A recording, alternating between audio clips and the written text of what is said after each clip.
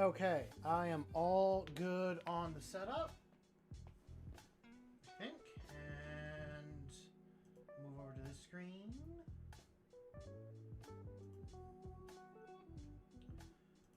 Well, it's been a minute. I hope everyone's doing well this evening for those that are here and those that join in the future. All that I'm going to be up to tonight is working on... I got the starter box for the Kill Team, or Kill Team starter box, a little while ago. Had these models painted up, and I wanted to do a little experiment. How's it going, Andrew? I am doing well. As I was saying, I wanted to see, for myself, what will look better. If doing a, like, white Zenithal or a gold Zenithal will have any effect on my color scheme. That is what I'm going to try. Half these models, well, minus the character, half these models are gold, half these models are white. And the character I did as gold. They all got a black primer base, and then I just did with the rattle can the other primer on top. Not the cleanest way of doing that color, but it's what I have, and we are going to give it a try. So, I think what I will start with first is all the white ones. We'll start with those. I feel like this is a pretty solid kill team. Like, if you want to go with that starter box, not a bad price. Comes with 7 Marines, including a character. And I believe it comes with, like, 7 Death Guard models as well, like, including their character. I do not have the Death Guard models. That was split with someone else. So, yeah. I am going to go with my chapter color for this kill team, because I do want to use these in my army as well. So we're going with the blue, orange, and a little bit of black here and there. But we're going to start with the base coat of blue. I am using the Regal Blue for my color. I know someone has suggested going with like a more teal-ish color, and I tried that, and I wasn't as happy with the results as I was with this color, which is fine. I mean, that's why we experiment and we try, and we want to see how things turn out. I think if we don't experiment and try new things in this hobby, then we stagnate a little bit too much. But that's for those that want to keep trying and all that. Or keep experimenting, I mean.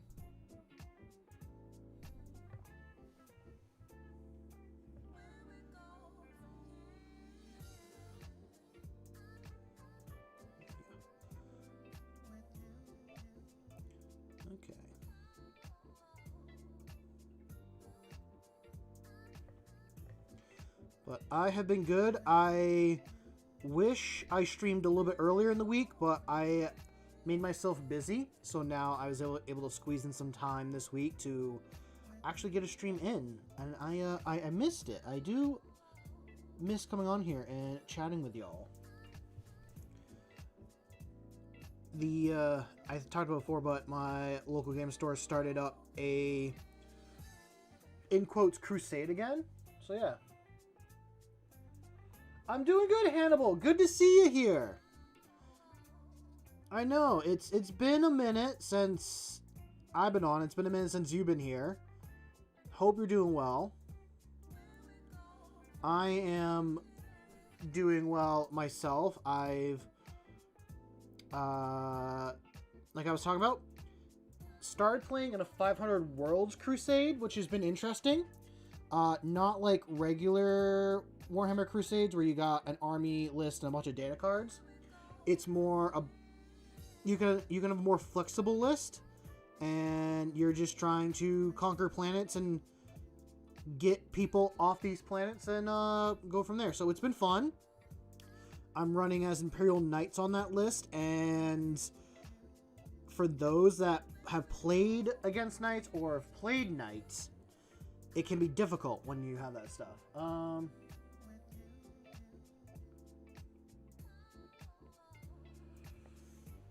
Let's see. Andrew said, "That's neat, man. I've been able to finish your Battletech." Yes, I've been seeing your Battletech stuff. And you lost your first game of it, but you had fun, and your opponent needed to work around your particular model. Nice. That's honestly, it's good if you can both have fun and you have a model like other people need to work around. So yeah. No, I'm not working on that challenge. I think I've given up that challenge at this point. As much as I probably should have continued it, I was too distracted by other shiny things. And I should have just continued it. So. But I figured I get these models done. This would be some more done for the pile of shame. You didn't miss much, Ando. Literally just a couple brush strokes in is what I'll say. Can I actually push? Oh, I can. I can't push that anymore.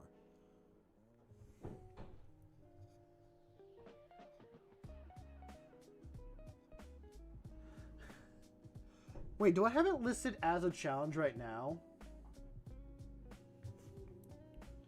Like what I'm currently doing? I didn't think I did, but I know.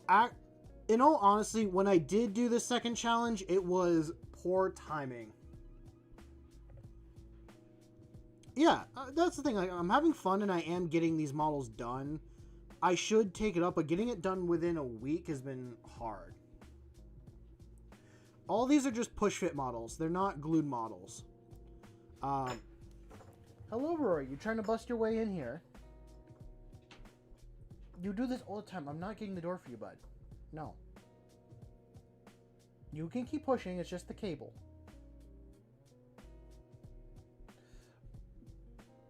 Don't give me that look. Don't give me that cute little look. Hold on. Hi. What are you doing? What are you doing? What are you doing? You being a fuzz boy. You being the fuzz boy. There's not much room for you in here, bud. I made it claustrophobic in here. Careful, don't knock over anything. Okay. You go, boy. What? What? No, like I said, these are all push fits. Honestly, I should pick some models like for like 1,000-point army and do it within the 20 days and stick with it and even do it on and off stream. How's it going, James? Welcome to the stream. God, 4th Legion. Which one was the 4th Legion? I don't remember. I should look that up just so I know.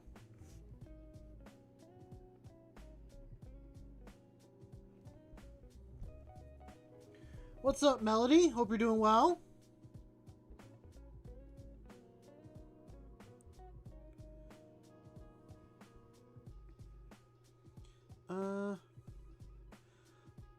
You know, I can go through my list of like what's finished, what's not finished, and try. I will admit. Oh, yes. Glory to the Iron Warriors. The Knights are done, and they actually participated in their first game this Tuesday. I played against Gene Stealers, and I lost horribly, but I had fun. I lost, so with the Gene Stealers I was playing against, they don't score until the end of the game, so, like, I had to do a bunch of scoring. I only last until the third battle round, and in that entire game I scored 5 points, and they got 60. So, it was tough. The problem is my 2 infantry units, he took out on his first turn, just instantly. I got to go first in deployment and all that, and I took a couple pot shots at some of his things that were visible. But the main thing with his Gene Stealer army is he was able to... He was able to pick up 3 models and redeploy them after deployment. So, like, oh, I was only going to focus on 2 things, and he was, like, scoot across the entire front. And then he picked up the 3 and moved them closer to my infantry. So I tried to move things like positioning, to think of fire overwatch, and a couple other things, and I didn't do that.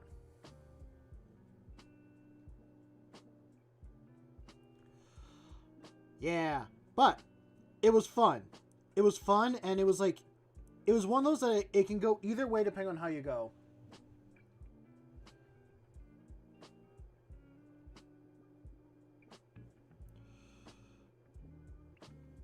Okay.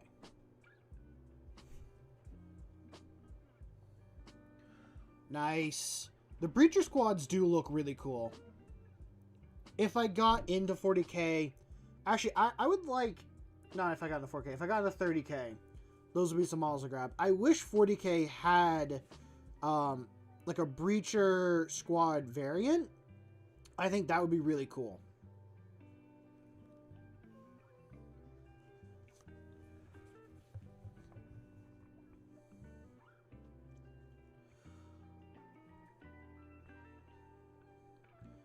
But I did pick up...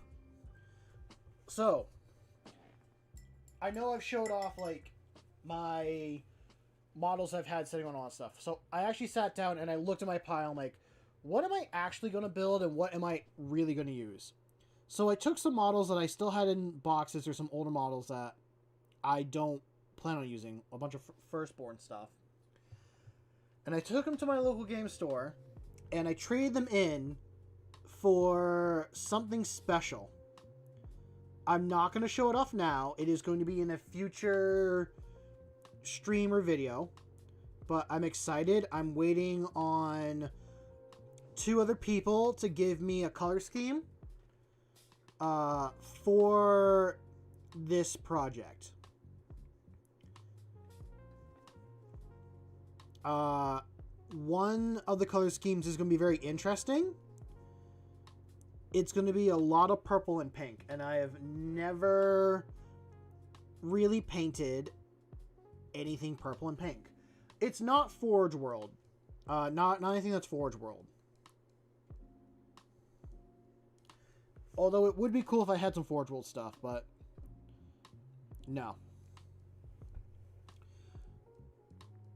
Maybe eventually, but I don't think my game store has anything in their online section that's going to be Forge World. Okay. What did you kit bash them with, James? Why? Why did it redact your message? Was it with the word kill?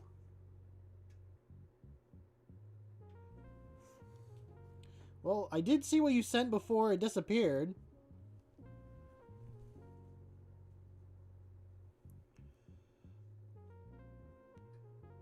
I mean, I've never actually got anything Forge World, so I don't know. Is a lot of their Forge World stuff just resin?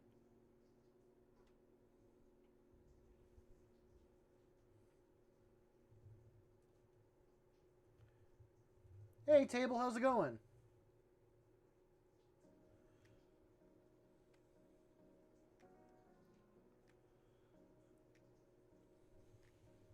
Table, I must ask, are you over your tableless ways?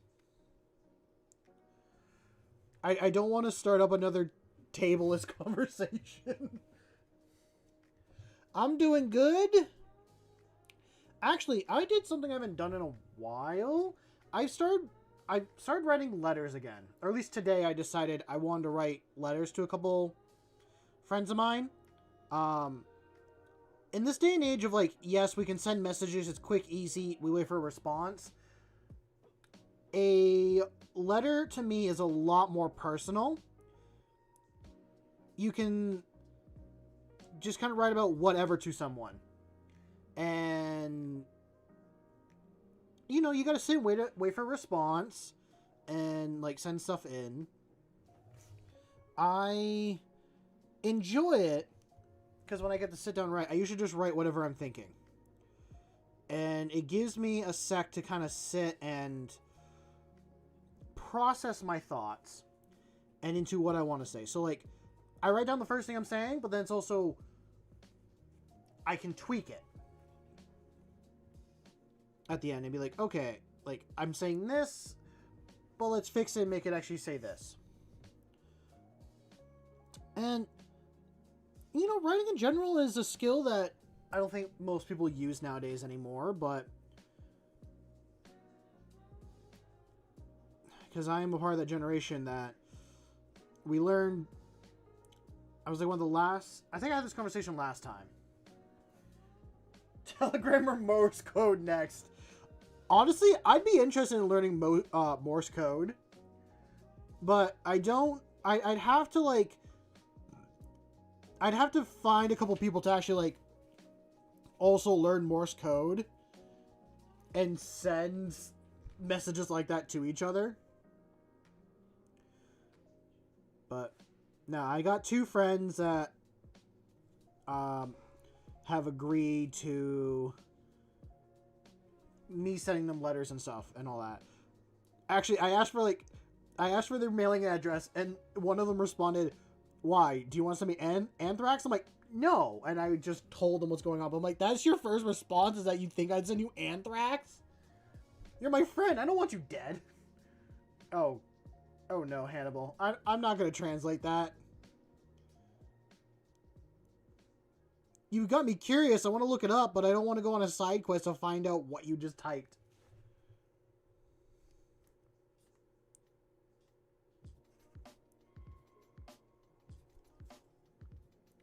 Oh, it means nothing. Sure, it means nothing.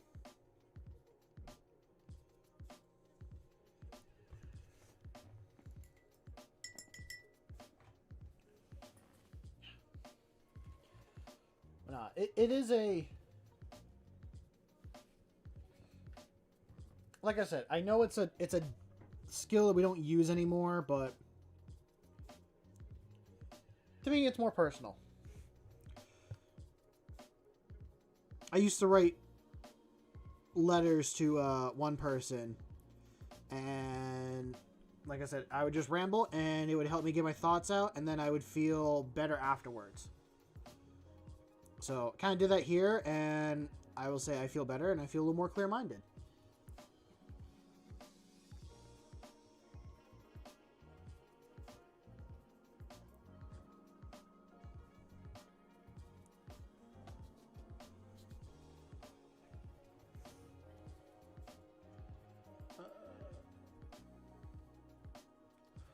Ooh, cool.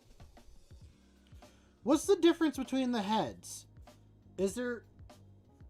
Oh, wait, no. You mean, like, the 40k Legionnaire heads. Oh, yeah. There is a big difference on those.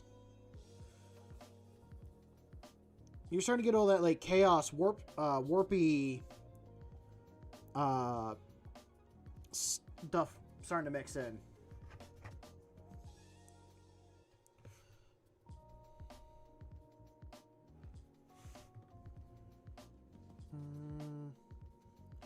How can I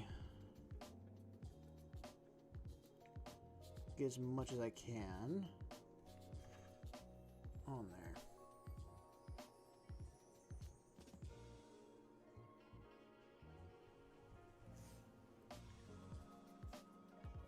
Oh no.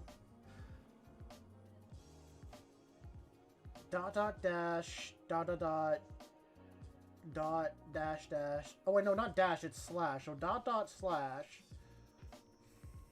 4 dots space dot slash or dash. That means nothing. I don't believe that. I don't believe that. I don't trust you guys whatsoever. I feel like you're very big in the gaslighting here. I feel like y'all are just kind of saying whatever, and I cannot know for the life of me. Also, that was too much paint in there. Listen, I will put nothing by this chat. I know people love to gaslight their streamers.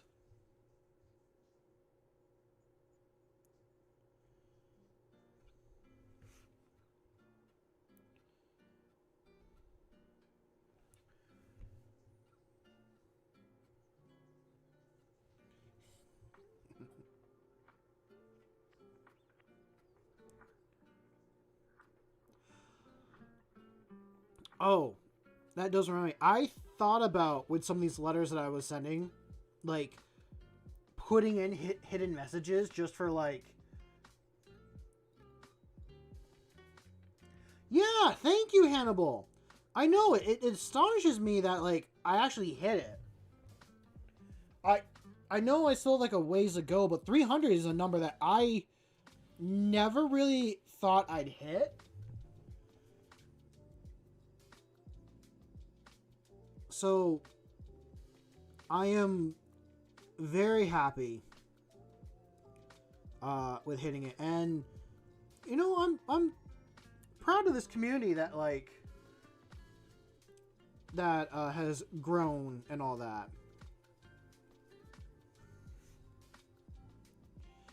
I've interacted and talked with some very interesting people here. I've learned some amazing facts about this world. My knowledge of the world, I feel like, has grown quite a bit just by interacting with y'all.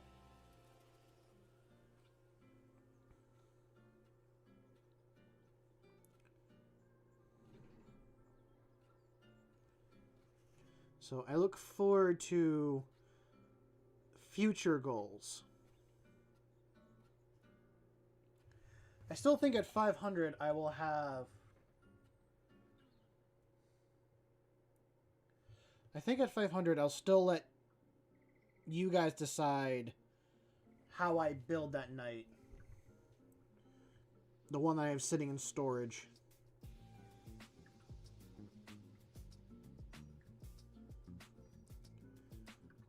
I mean, I'll let you guys decide, but I'm going to magnetize everything so I can make it be whatever I want in the end.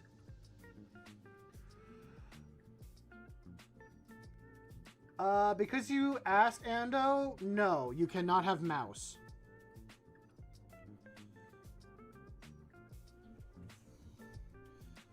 This is a no mouse stream. Magnetized mouse. Oh, that could be interesting. A little, like, make like a fridge magnet mouse. I wonder what the process is to make, like, a fridge magnet. No. No, you may not, Hannibal.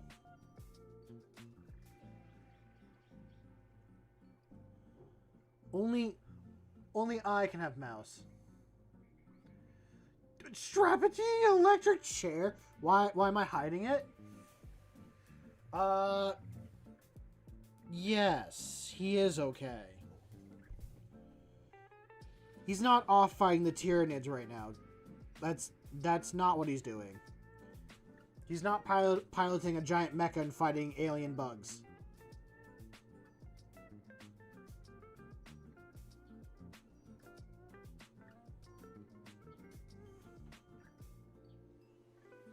God, that's actually a really nice image. He'll be in good hands with you. No. No. The answer is no.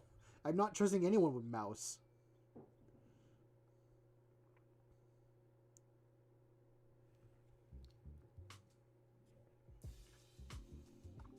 Table does not have him. Do not believe him.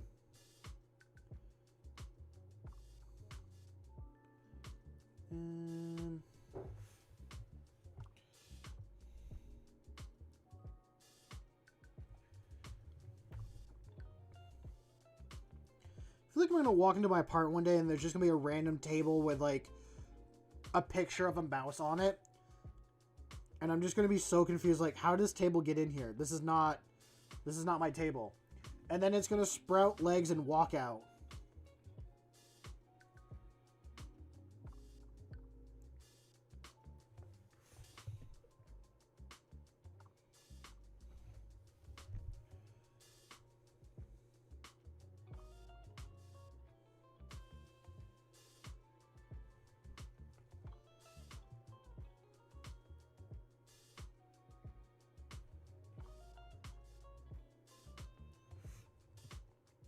I kind of want to see, like, the little mouse character now, like, in a mecha suit.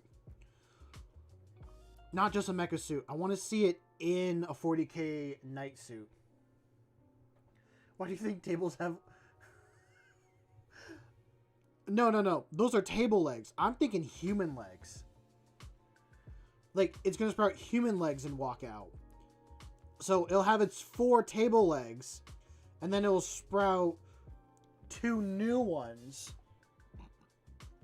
and those will be human shaped, and they'll walk out on those.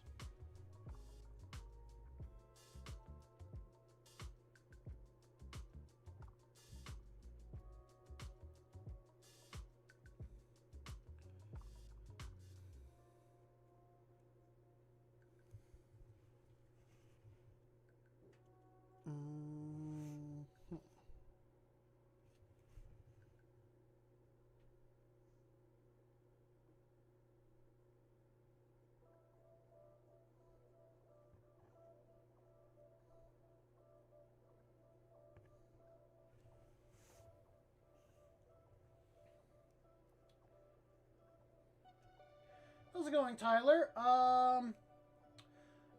My favorite army currently is Space Marines. And I'm currently painting the kill team that you get in the starter kill team box. And I'm painting them up in my chapter's colors.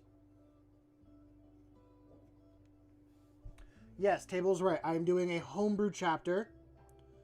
My homebrew chapter, but it's not the only army I have. A secondary one I'm working on in the background is a knight army. I've made 2 little armature or little walker knights, and I have a big one that I did not paint.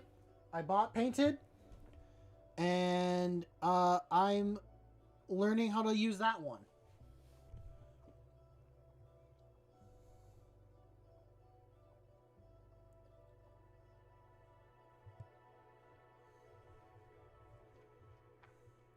But yeah, welcome. Body and the backpack and shoulder pads of the tactical squad, helmet and arms and bolt guns of the Chaos Marines from the Legions of 40k. Ooh, interesting. So you're kind of like mixing in old and new into one army. Do you run them in 30k or do you use them only in 40k stuff?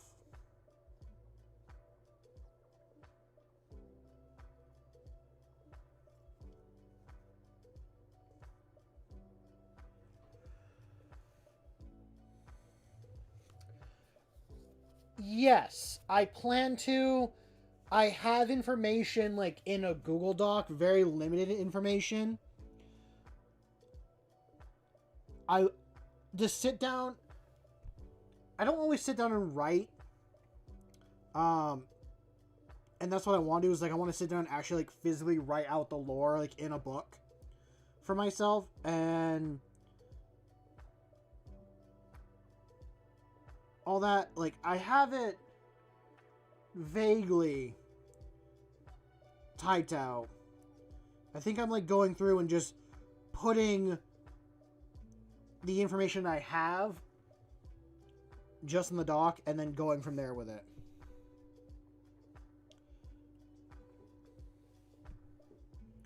How's it going, Eternal? Welcome to the stream. Hope you're doing well.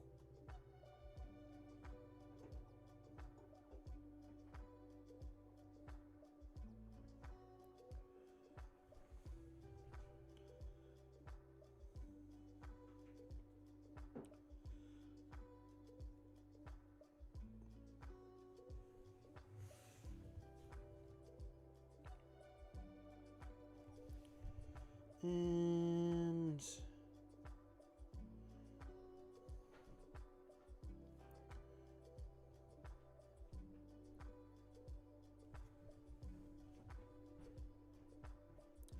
I will say one new bit of lore that I came up with is from the last crusade that they took part in.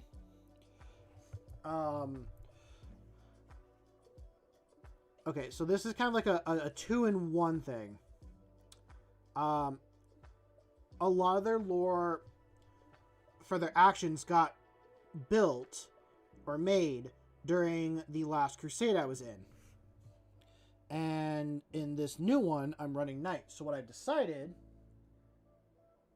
is the knights that I'm running in this current crusade came from were a part of the system and lost their home planet to an exterminatus. And because like in the last game that I used a knight in it just because I wanted to have the whole thing. How's it going, Kurt? Welcome to stream.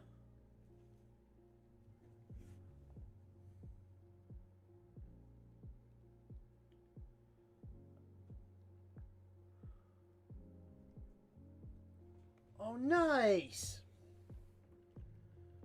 I'd be interested in seeing how that turns out there. But as I was saying, so after the knights have lost their home world, my Marines were like, hey, we got a spare planet in our system that you can certainly come and like colonize on the condition that you do a couple things for us every once in a while. So I like to think that my Marines were asked to help out in this 500 world battle, but the main force was busy doing a lot of stuff.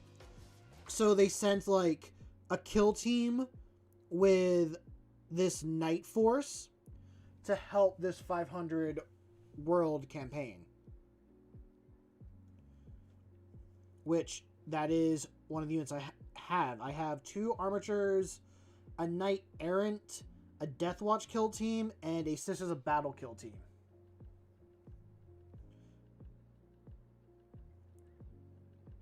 So I like to think it is just a little continuation. They're helping with the 500 worlds, but they also have their own little secret agenda that the kill team is trying to do. What it is, we do not know. But the knights are the big main focus, the big flashy models. So yeah. How's it going, Grim? Hope you're doing well this evening. Let's see. Red primary with white armor stripes and black joint colors. Ooh, nice. And then what else?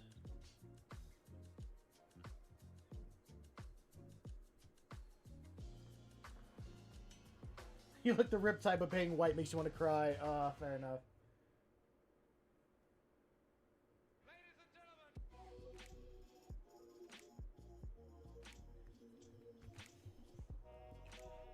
Do do do do do.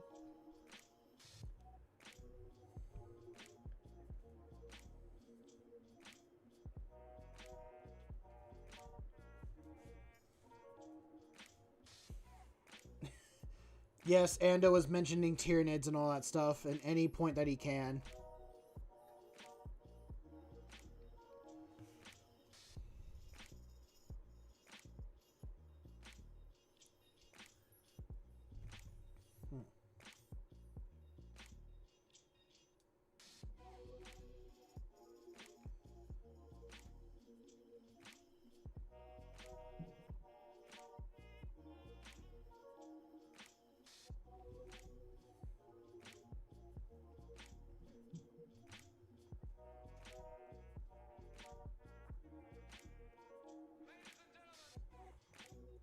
I'll have to check that video out, James. It sounds interesting. But I'm glad it inspired you to try kit bashing and making something new and unique.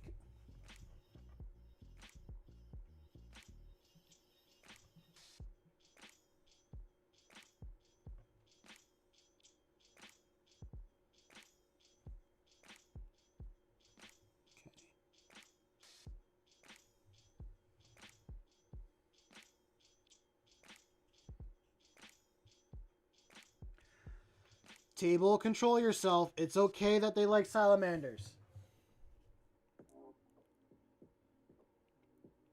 Every choice here is respected and enjoyed.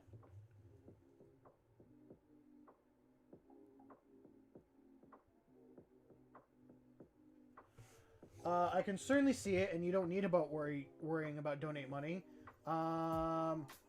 If you see this question, I know you said you're a Space Marines fan. What's your favorite Chaos / Xeno faction? Okay. Favorite Chaos is Iron Warriors. They are my favorite Chaos faction there. As for Xenos, I am a big fan of the Tyranids. I actually have a Tyranid army that I want to work on at some point.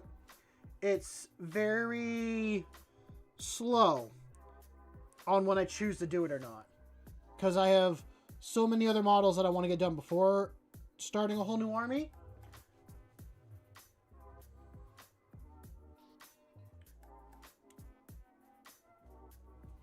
If you really want to donate, not pressuring you and all that stuff, because I'm a small channel, I don't think I'm eligible to get that.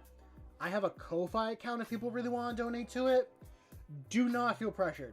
It is there as a thing. I'm not asking people to, nor expecting people to. I do this for fun, and I do this because I enjoy it.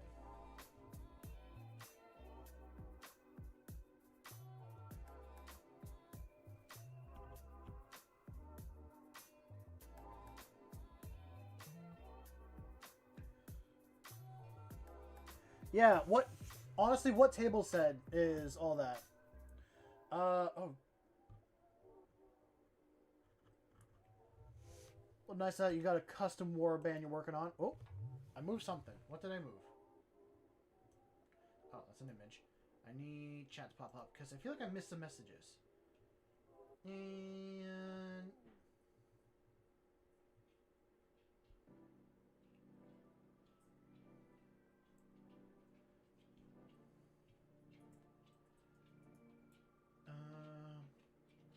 thinking about doing a double-handed hammer for your special character. Oh, in the new hero rules. Nice.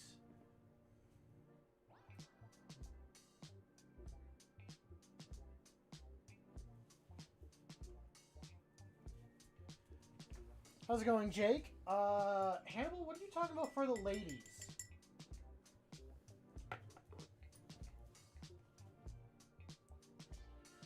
I don't think we have any ladies here. And even if they say they're a lady, they're lying. There are no women on the internet.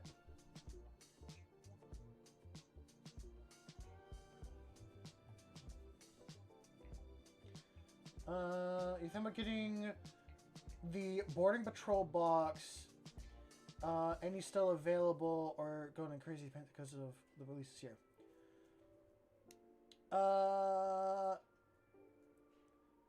When you say the boarding patrol box, you're talking about like the big one that got released with all the new Chaos models? Or are you actually talking about like the terrain box?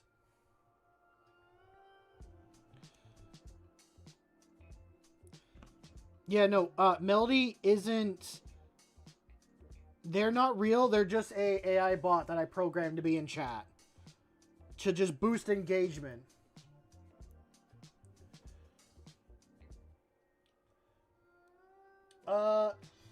Personally, Kurt, I would say skip on getting the terrain box. Only reason being is it's... Listen, if you want the box, get the box. But I think you could build it for a lot cheaper. And I kind of want to build it for a lot cheaper. I think if you got some, like, foam board, like the paper with the foam in between, a couple magnets, and like a big other foam board, you could, and then take some like sprue that you have and cut it and make it look like it's metal wire and stuff coming down. Just spray paint it, put some magnets on it. You can make a boarding patrol board very easily. I haven't done it. I want to try it. But I feel like that would be a lot cheaper than spending $200 and so on like a bunch of plastic terrain.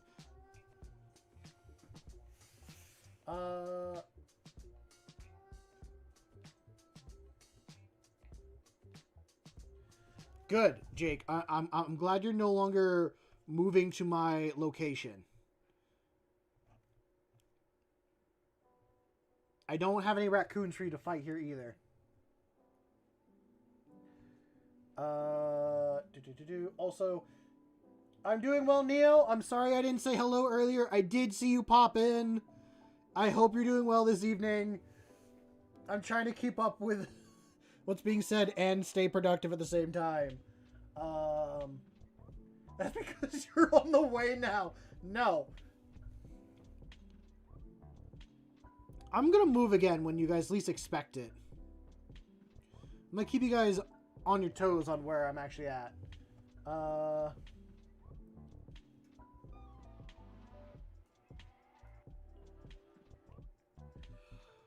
Yes. I know it's Friday tomorrow. Where I am, though, we're getting a bunch of snow, so... not a bunch. We're getting like 4 inches, which is not bad. That's really nothing. It's been really warm here lately, so...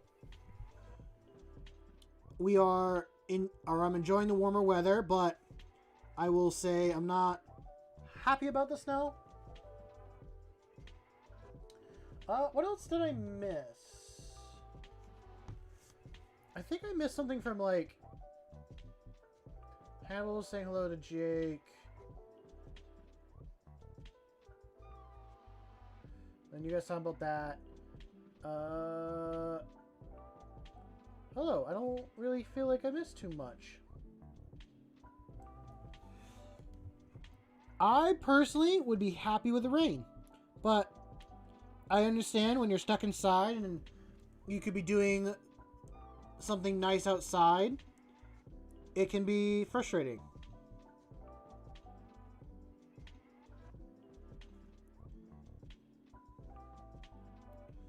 And...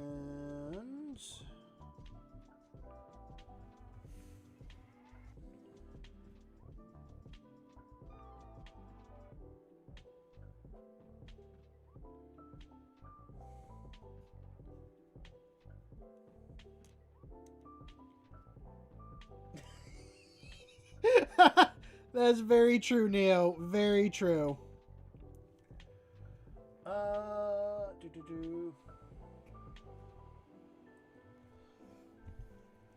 I would visit the UK. I don't think I would live in the UK. You guys do have do have a beautiful country. I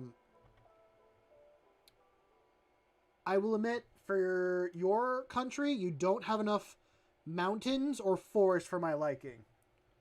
So, if you can make 1/4 of your country be a forest, I think I would consider it.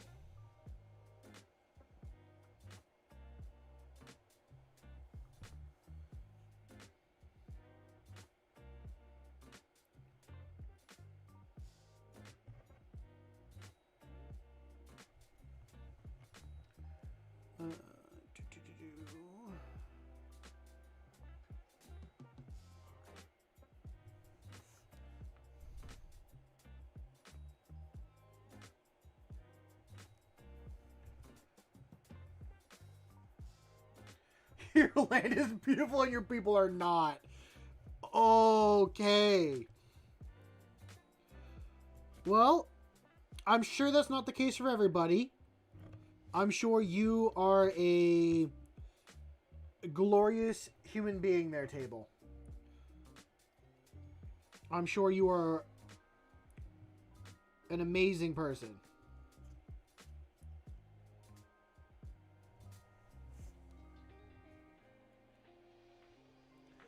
You're at 11 armies now, Grim?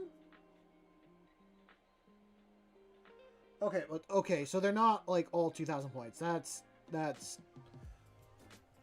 it's still a lot, but that's not as bad in my mind. If you had like a 2,000 point army between them all, yeah.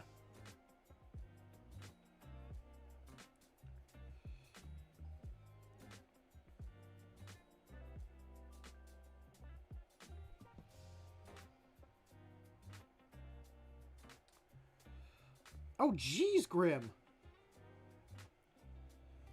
I know you're... Well, you did say you started collecting back in 8th.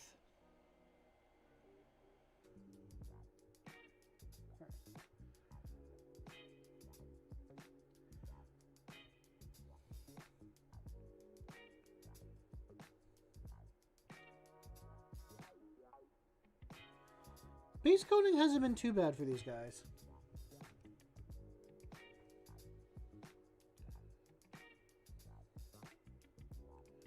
At least for this guy, hasn't been too bad. I will admit, if I was to restart getting into Warhammer, I would just start with Kill Team. It is cheaper in the long run and easier to do games than the big 40k stuff. Not that I don't enjoy my big Warhammer games and all that. It's easier just to like buy a Kill Team box, paint it, and get it done.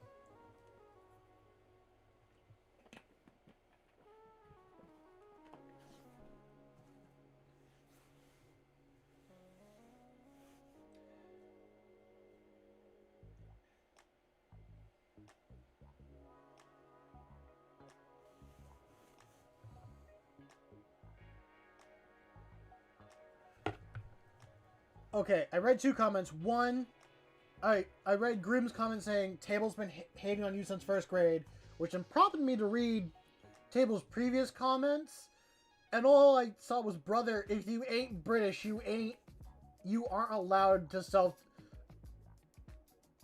I know the word, why did I forget to say it? Brother, if you ain't British, you aren't allowed to self-deprecation. First off, that's an untrue statement. You're allowed to no matter where you're from. And third, don't. Just don't. You're a better person than you think you are.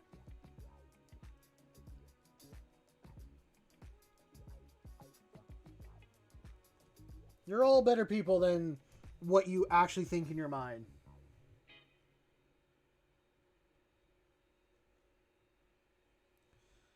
I do want to say one person's not just to be funny, but that's also not what I'm here to do.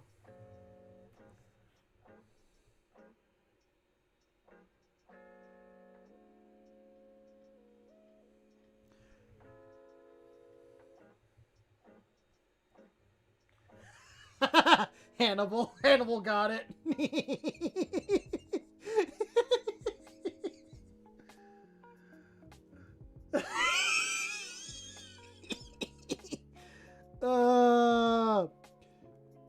Listen, he pushes my buttons. I try to push his.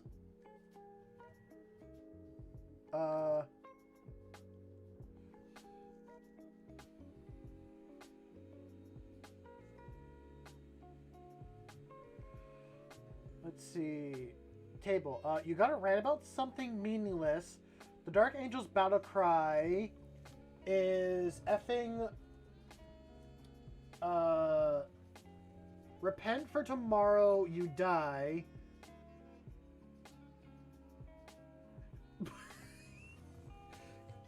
I didn't know that was their battle cry, and that's honestly a fair point.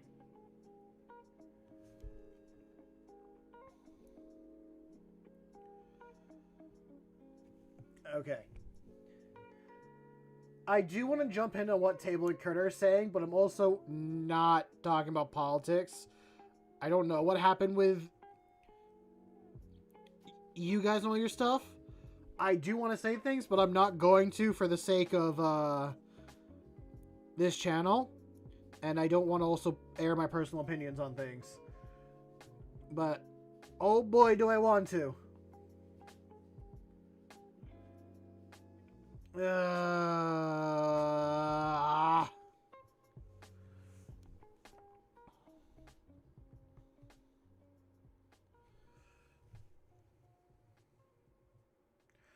It's okay, Kurt. It's okay. Trust me. I want to talk about it. I want to go on a goddamn fucking rant about it so much. About a lot of stuff going on. But that's not what this place is for, or what I need to do. I have been informing myself a lot more.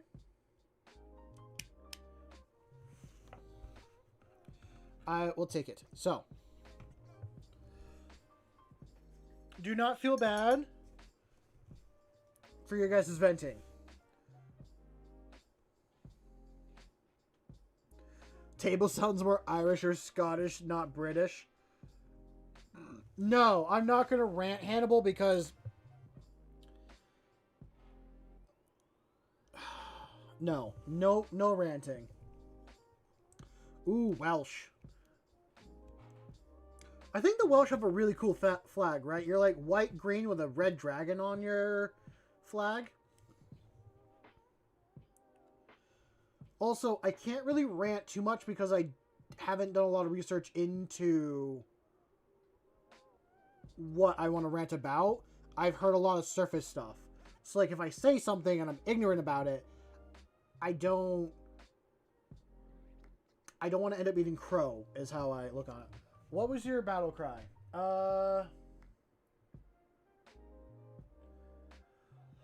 Yes, that is a scary battle cry. Like, when you know what the Night Lords do and all that stuff, I think that is a terrifying battle cry. Just, we have come for you. And there's nothing you can do about it. You can't... I mean, you could surrender, but I think they'll still do what they want to do to you no matter what.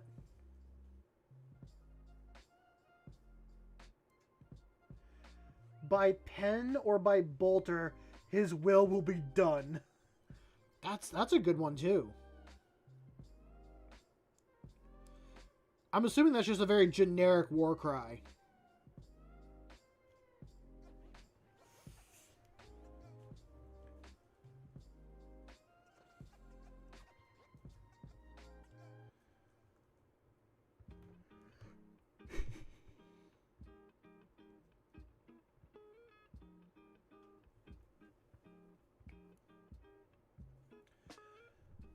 Have fun, Kurt.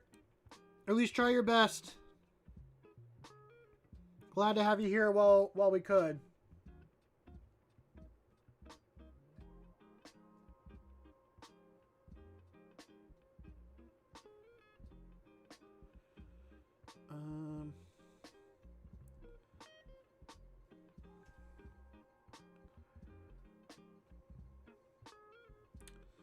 Ooh, nice. Do do do do do do do do do.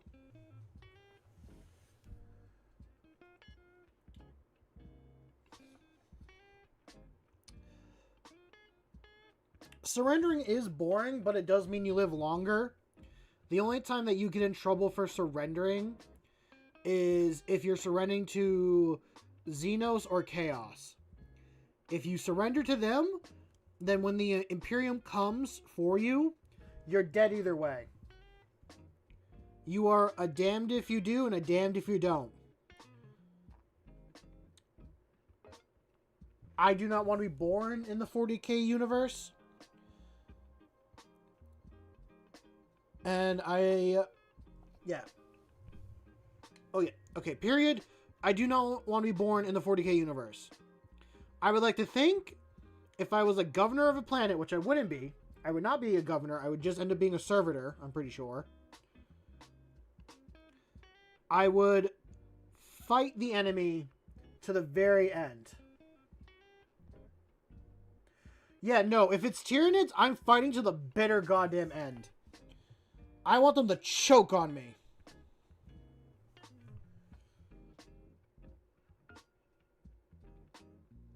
Honestly, if it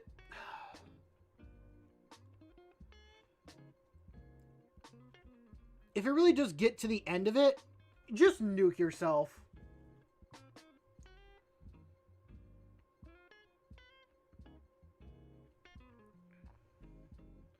Fun fact for context, your Blood Angel's name, you're named the Herald.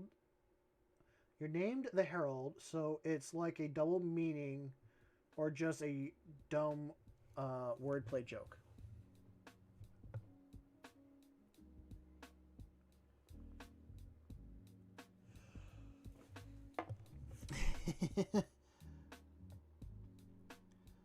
Fair enough, Grim. I would feel like if if I sent anyone to the 40k universe and they knew where they were going and they decided to do what you do, Grim, I would take them and I'd put them back in. And I would keep putting them in until I got bored of them. I'd be like, oh no, you're not getting out that easy. Get back in there. You want to take the easy way out? Get back in there. There is no easy way out. You either live your life or you keep respawning.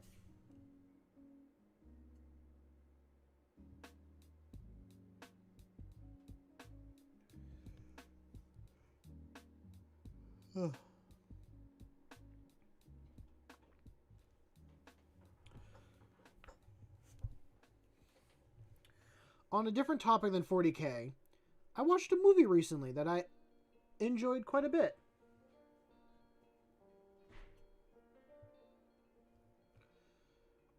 I was seeing clips from the Dead Poet Society, so I looked at the movie and I watched it. It's a really good movie. If you haven't seen it, I recommend watching it.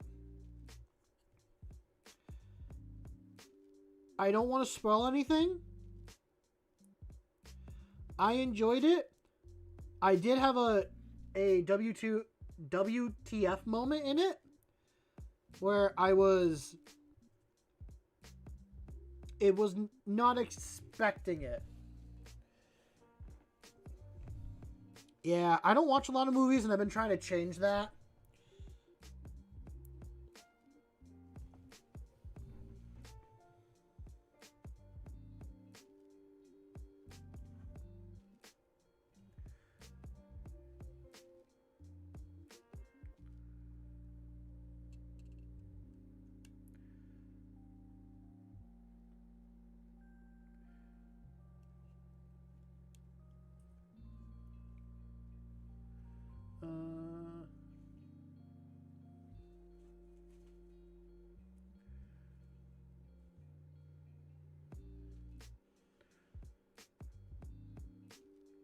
Wait, there was a Jade Monkey?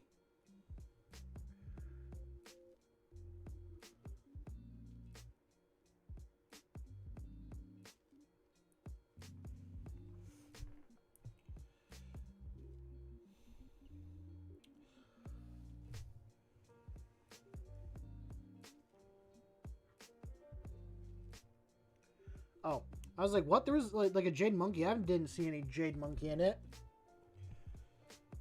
But I also wasn't really paying attention to it.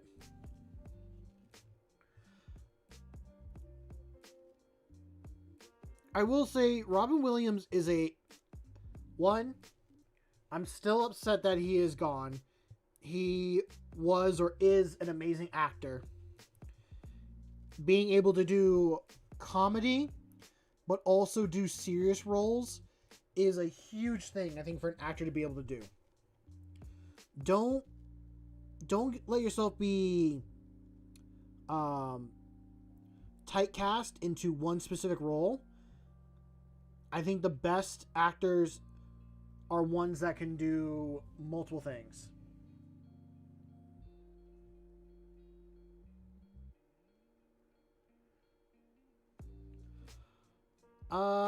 Favorite TV show or slash series?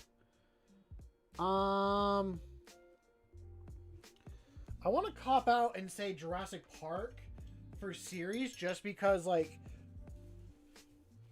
that's in my head. That's, like, what is a foundation thing for me.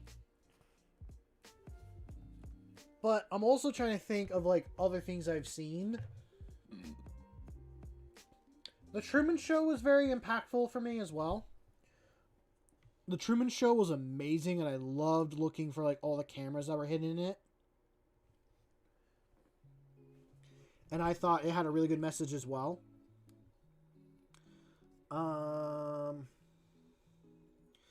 As for TV, honestly, Delicious in Dungeon is, like, my favorite series of just, like, a TV show to watch or episode stuff.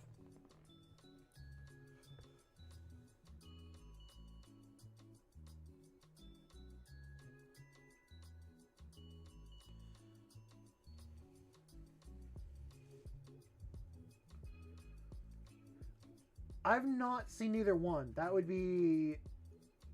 I should put that on my list.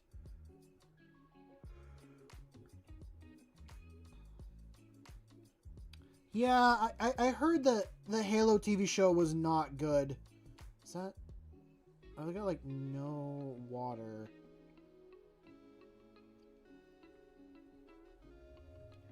No, I've not seen Breaking Bad. I should put that on the list as well. I really don't watch a lot of TV and stuff like that.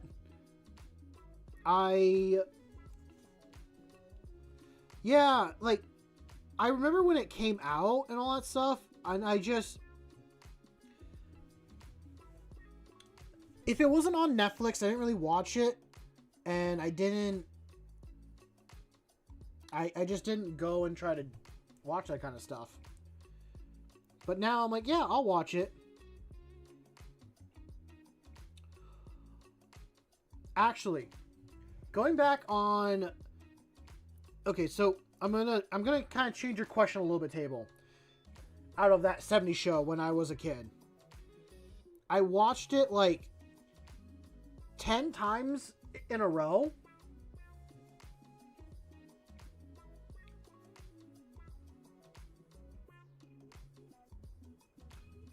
I don't know why.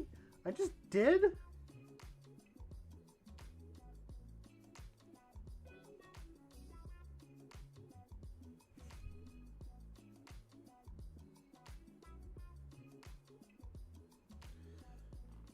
I'll put this down and then I'll add water. I think I need to thin the paint because it is looking a little thicker than I like.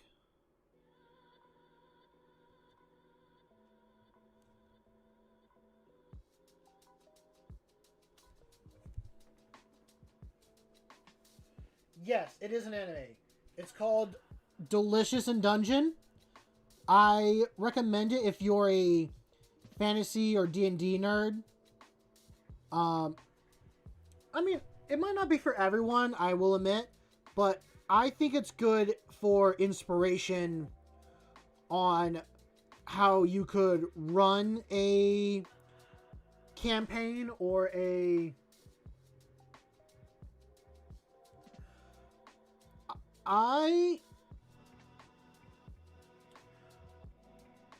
I will say that should be kind of obvious, but understandable not everyone does.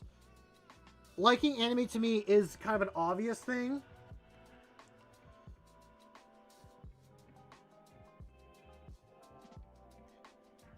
Like I remember watching, or I at some point I should watch it. That's been recommended to me before by a friend of mine. I gotta finish One Piece. I gotta catch up to One Piece. I stopped like a half a year ago, and I need to catch up to everything. Um,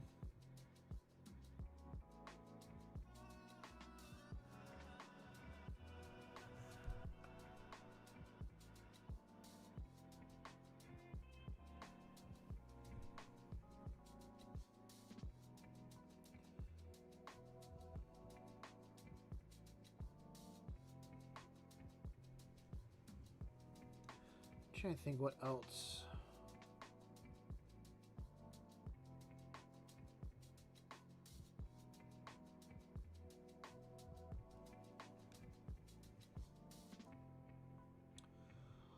I've seen clips on it, and I can understand why it would make people sad. I think it's got, from what I've like, what I've picked up from just seeing things on it. I think it has a good message on a lot of stuff. I should just sit down and watch it. Fearin or Fur. I'm butchering her name because I'm not saying it right. I want to watch Fearin at some point as well. That's another one that I will have on my list.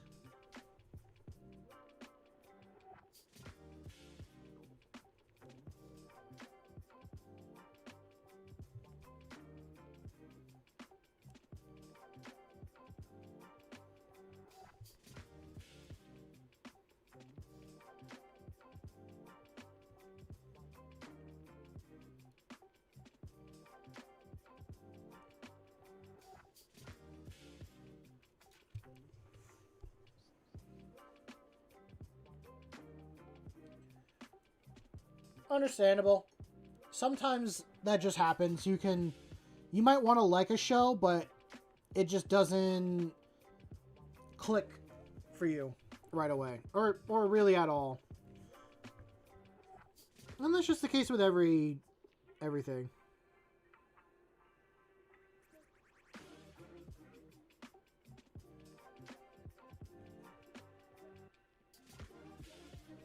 And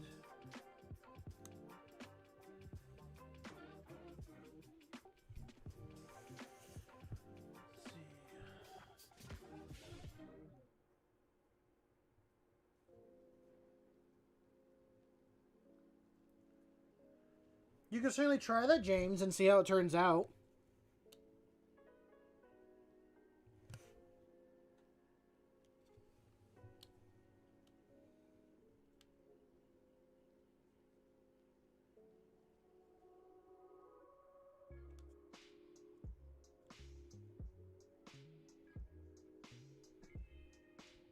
Mm-hmm.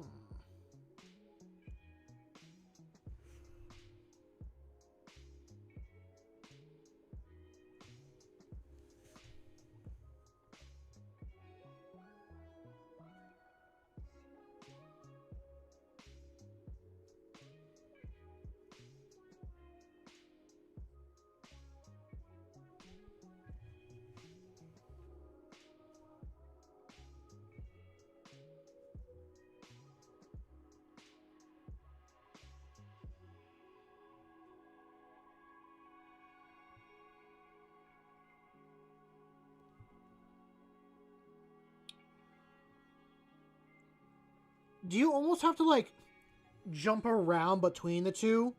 Like you gotta watch to a certain point, and then like when you get to this part in like Breaking Bad, you then switch to Better Call Saul, and then when you get to this point in Better Call Saul, you switch back to Breaking Bad.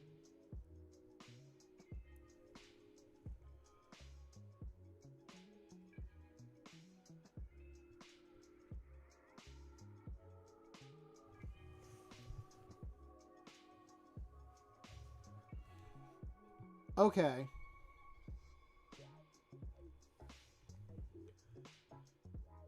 It's a lot of work. But if it is for the most optimal viewing experience, then it does not hurt to do that.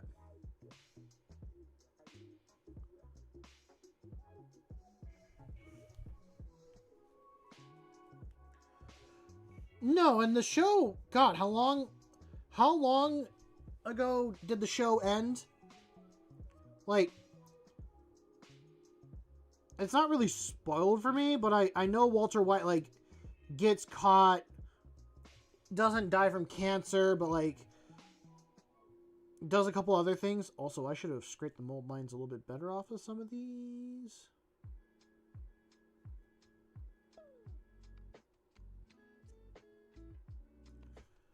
And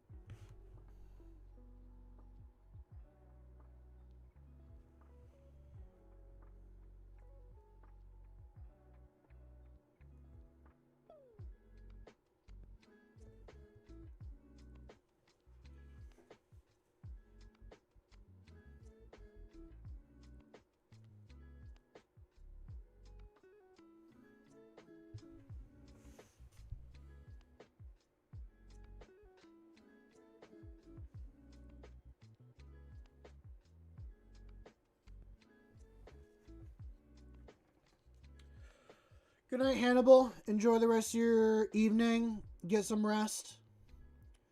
Maybe we'll see you again in the future. Best of luck on all your projects.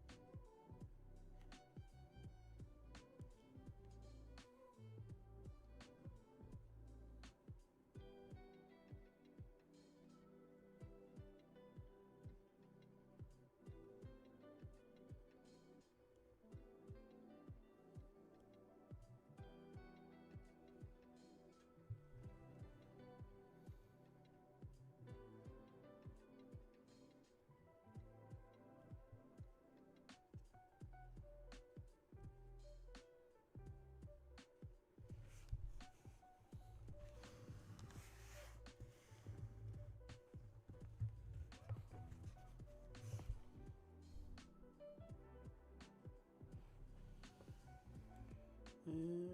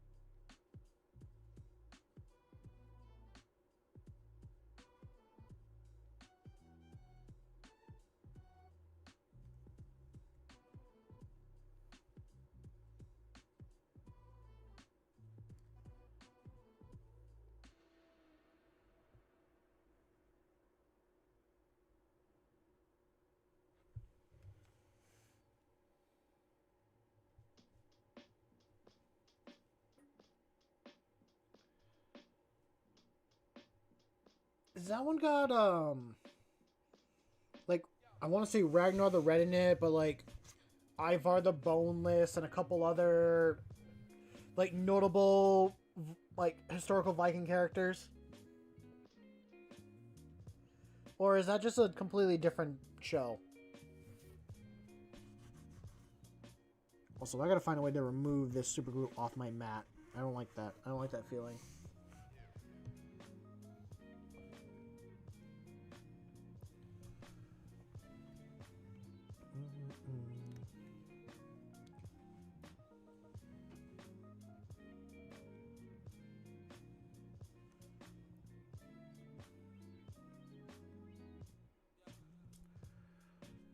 Okay, I have seen clips on it.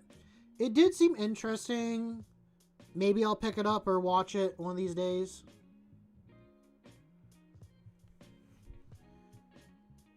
But I don't really sit down to watch a lot of TV. Like, I'm either painting or doing this stuff on here or hang out with friends or working. Like, that is my time. So it can be... To actually make time to sit and watch TV for me is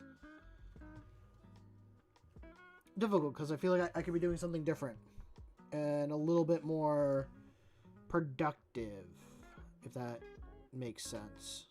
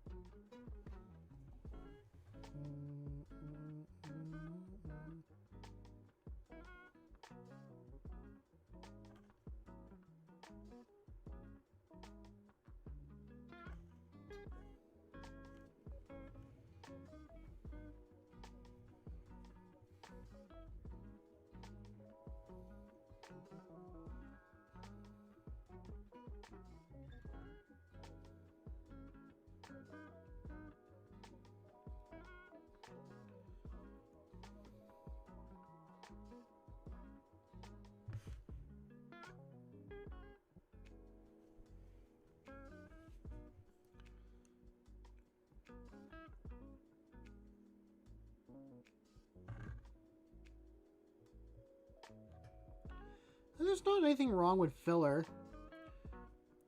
I mean, not every thing in your life is going to have something wrong with it. So if a TV show has something that people would call filler every once in a while, that makes sense. A life that has always action and stuff going on is very chaotic. I feel like it's situational that should only have those couple things.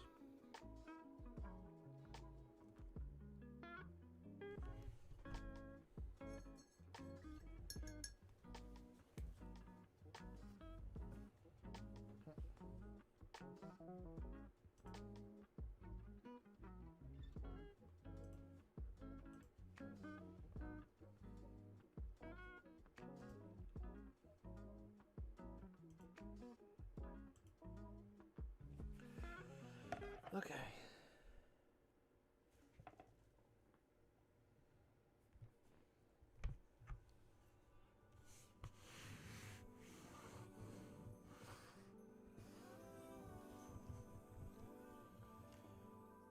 I will say so far with the white, it's been pretty good.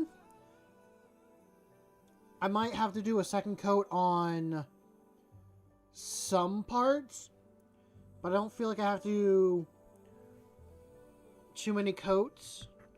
The gold, I feel like, is going to be a lot more of, if I miss something, I have to cover it up.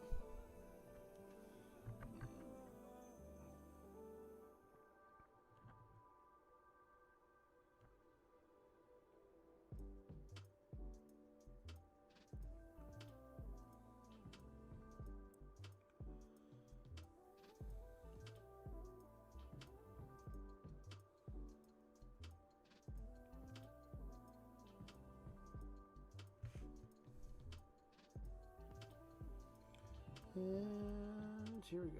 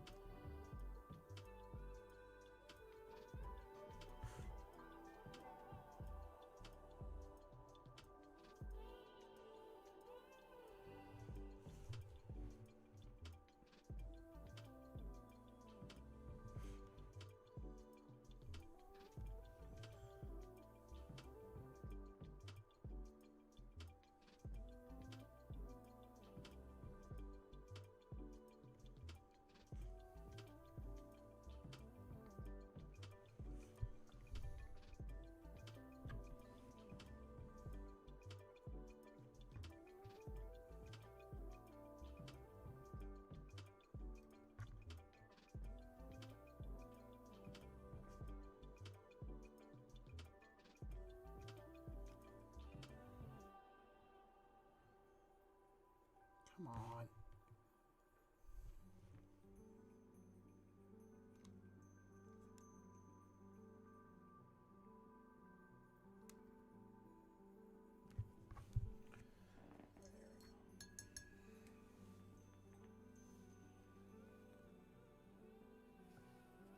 See you later, table. Enjoy the rest of your evening. I think that's number 2 base coated right there. At least with the blue. I got one more to do with the white, and then we'll move over to the gold. I'm tempted just to move over to the gold guys now and kind of see what it looks like. But I think getting these guys fully done will be... Not fully done, just base coat. Every little bit of progress I do is better and better. Oh, there we go. That fits better now.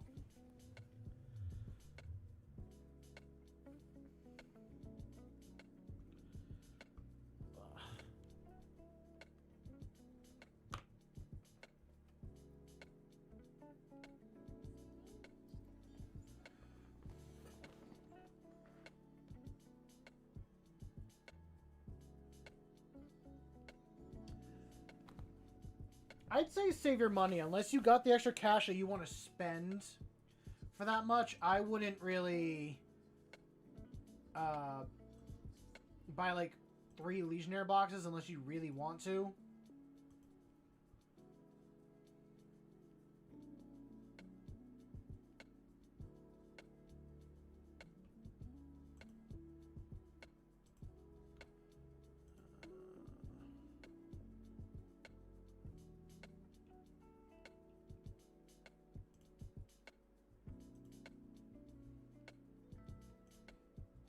But, hey, you do you, James. It's up to you.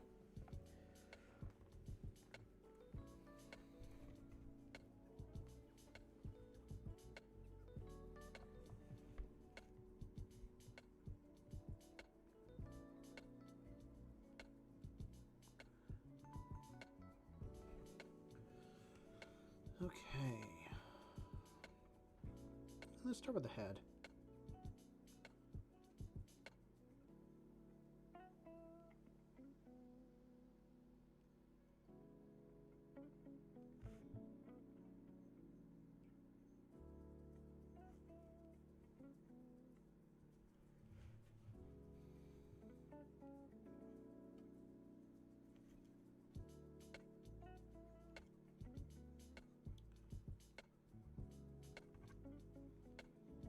Actually, thinning down that paint quite a bit of water, I think has helped.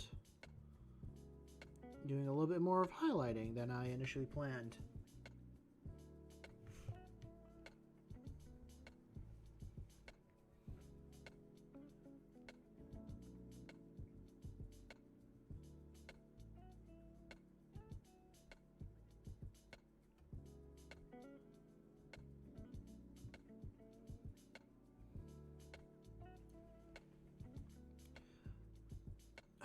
I kind of want to buy a box or another box of Assault Intercessors and just paint them in like a different color than my normal army.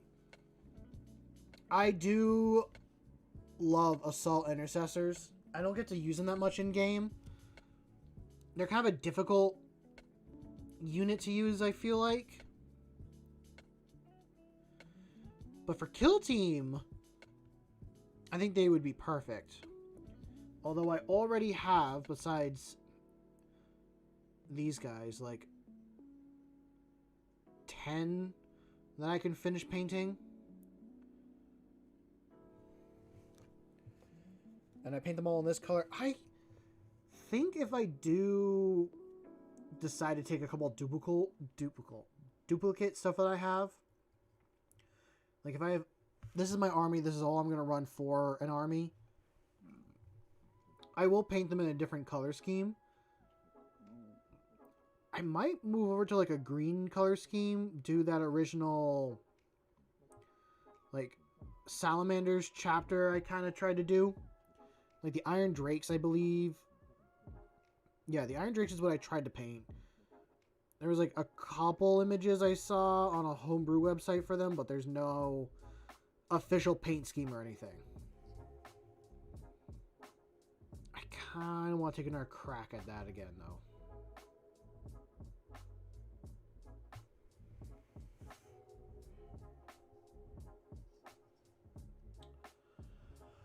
Oh,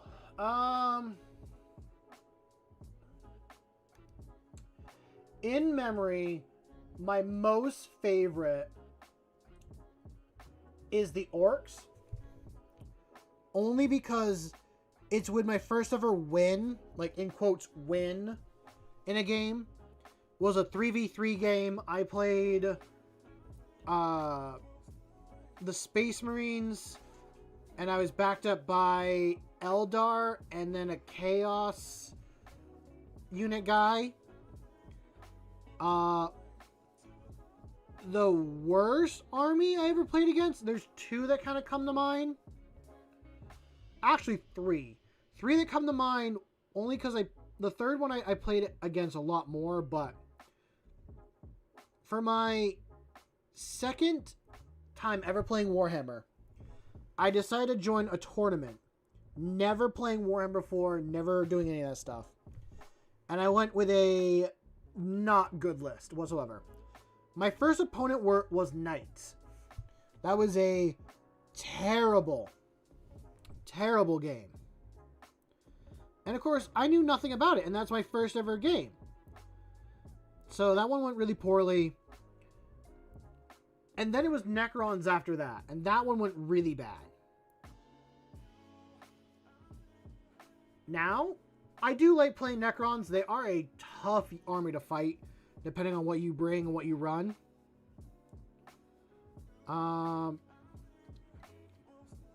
But Eldar are my number 3, like, least favorite to fight.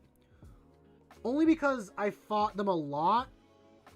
And the person I play against has done a lot of tournament stuff, so he knows his army really well.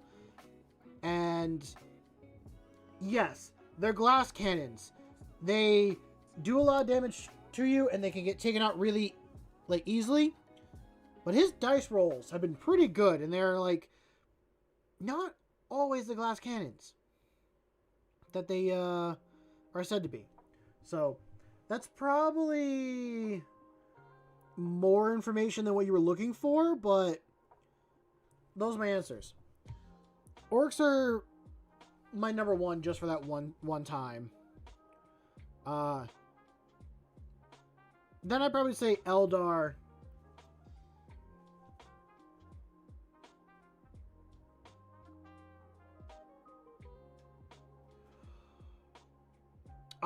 Playing against Death Guard. I haven't played against Death Guard that much. They are a unique army with their whole stink cloud and stuff.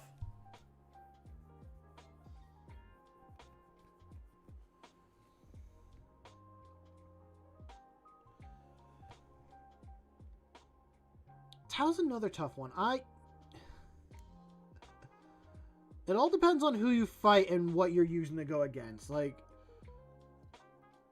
the more games you can get underneath your belt and play, I think the better for you. I feel like I'm getting better and better. I know one day I'll get my win. I don't know from where, but I'll get my win.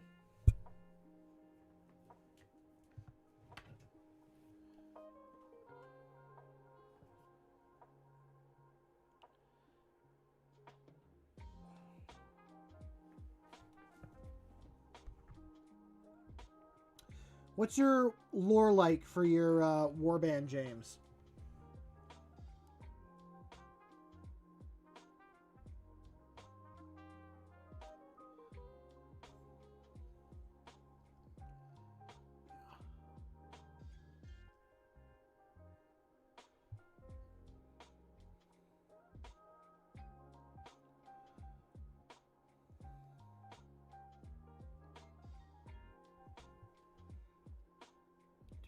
And I'll need to take some more water and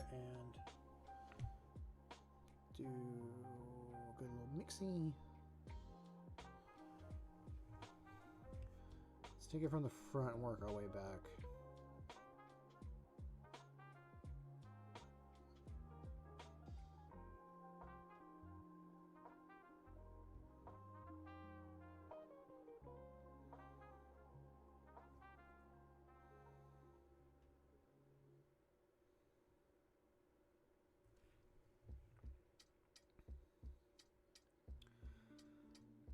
I think I've played against every single army now that's in 40k.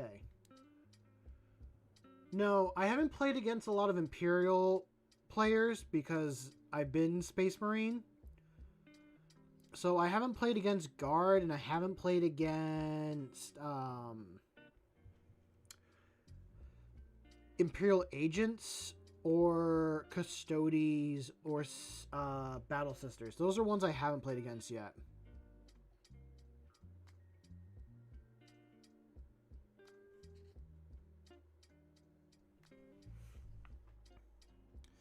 I do have a friend that plays Chaos. I can beat him. I know I can beat him. I don't focus on getting points or doing stuff like that. He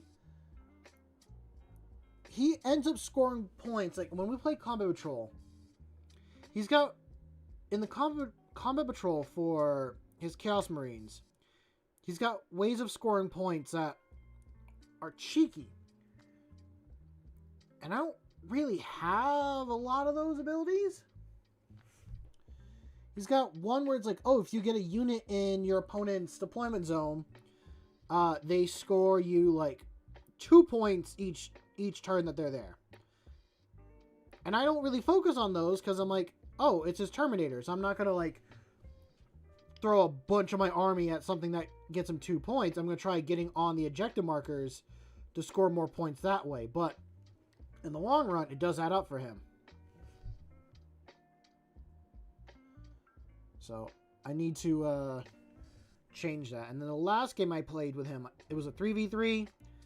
The third person did drop after they lost like 1 unit. So a little bit stuck there. But it took me forever to get to the center of the board to actually see him. And by that time, he scored like, I don't know, 20-something points to like my 10 or something. Like, it wasn't that far off. It was a lot closer. It wasn't like 20 to 10. It was, he got like on an objective marker by turn 2. And then held me up from like getting a spot. So, It all I do want to play him again. And I'm going to focus on actually, like, beating him and winning this game.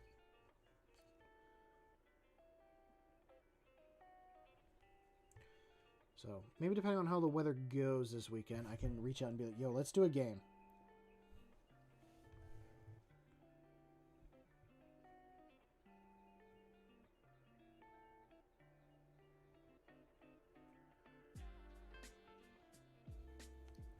I don't think I'm a bad player either.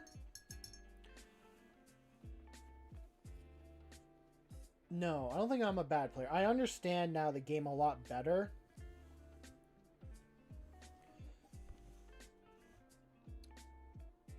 It's just luck of the draw is not the best for me.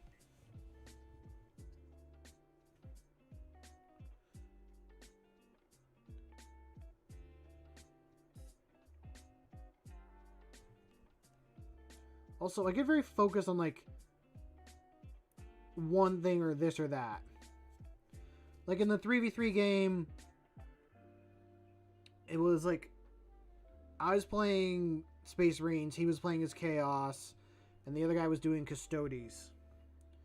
And I thought, like, oh, like, hey, if my buddy playing Chaos, my buddy playing Custodes, like, spend their time finding each other, I'll come in and I'll, like, scoop up both their armies and I'll win, like, the game that way. And then once he dropped, it was just like, okay, I gotta focus myself very differently than what I was doing. Also with the Chaos, he had a Rhino and bikes. And I was all on foot. So that's also where his speed and stuff came from.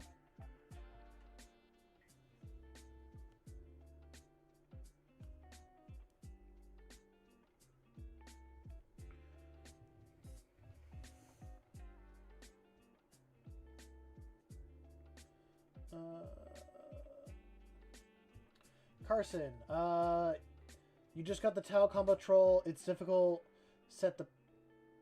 isn't it difficult set the paint? About to play as an army since you're new to the hobby. I don't know if it's difficult to paint or not. I've never painted the Tau. What is the Tau Combat Patrol? What's in it? I'll look that up in just a sec. Okay. Let's look that up.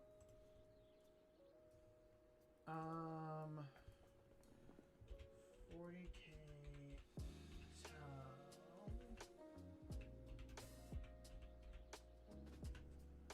Combat Patrol.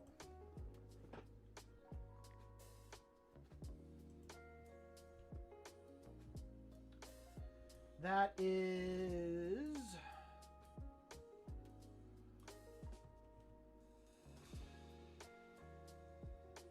a character in a mech suit, a vehicle, and a bunch of little guys.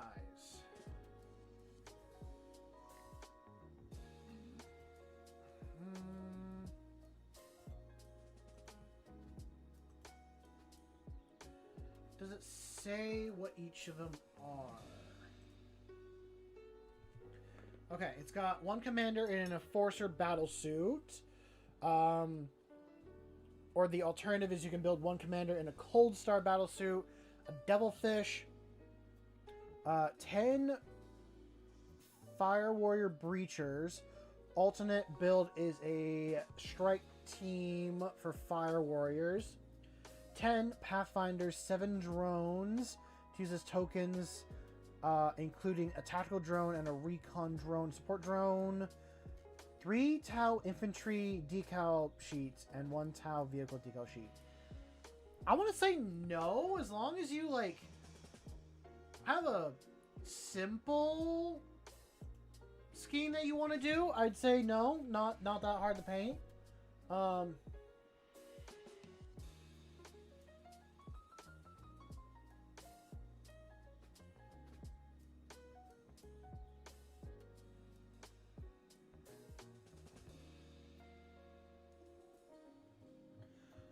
Oh, that's cute, Grim. I mean, cute that you got done. I don't know if Night Lords are a full cute thing. How's it going, Starfighter? Welcome to stream. If you want a recommendation, Carlson, actually, here's my question, Carlson. What color scheme are you thinking about doing for the Tau?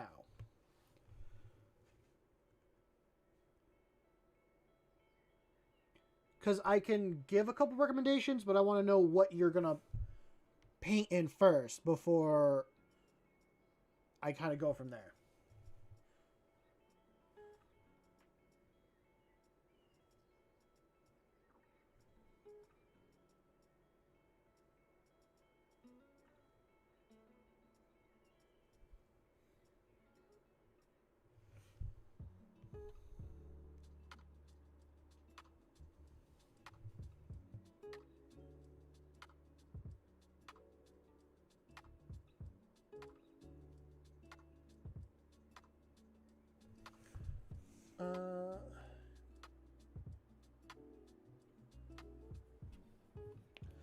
Yeah, I was. I mean, you can do a couple things differently. Paint wise, red and white.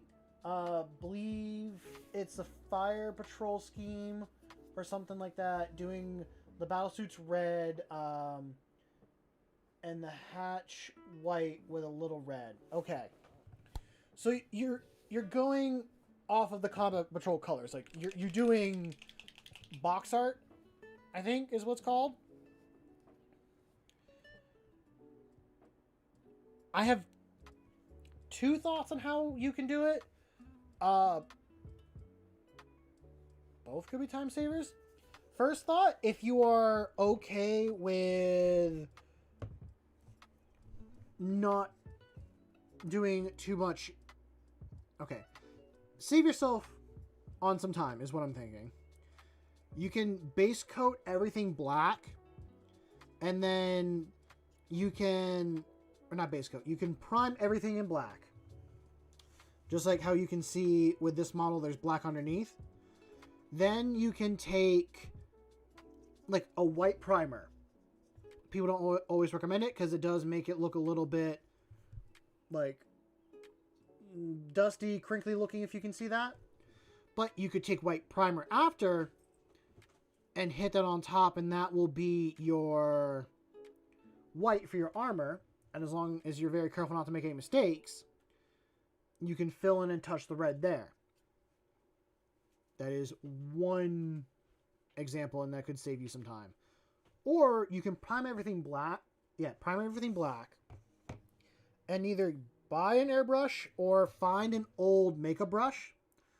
I gotta clean this one. But taking this and then taking like a gray and dry brushing the entire model gray after it's been primed black. So you pretty much, you take paint, you take a paper towel or something else, and you get a lot of it off. You're just taking a lot of paint off it. And then you hit the model. And you keep doing that, and that builds your shadows. And then if you want it even brighter, you then take a white, and only where you think the light's going to be, you, again, take the paint, dry brush a bunch off, and then you hit it where you think the light's going to be, and that'll be your brightest. Then, when you go in with your paint, whether you're doing a contrast paint or whatever, that should help do your shadows and recesses. Kind of on these guys, with the priming that I did, I tried to do something with it. Like, it's darker in some parts of the model, and some other parts not so much as brighter.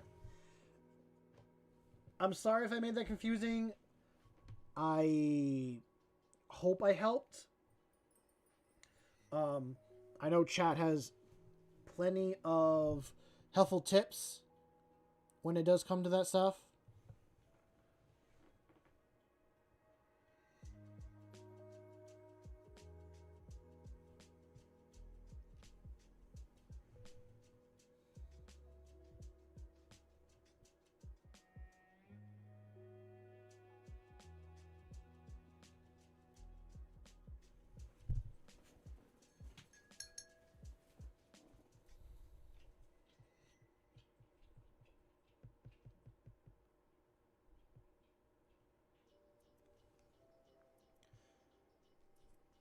Also, if you are brand new to painting, I would say make yourself a wet palette.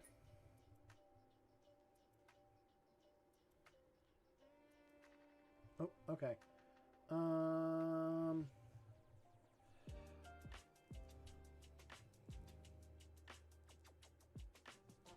Okay, I will read the comment section in a second. Or chat, I mean, in a second.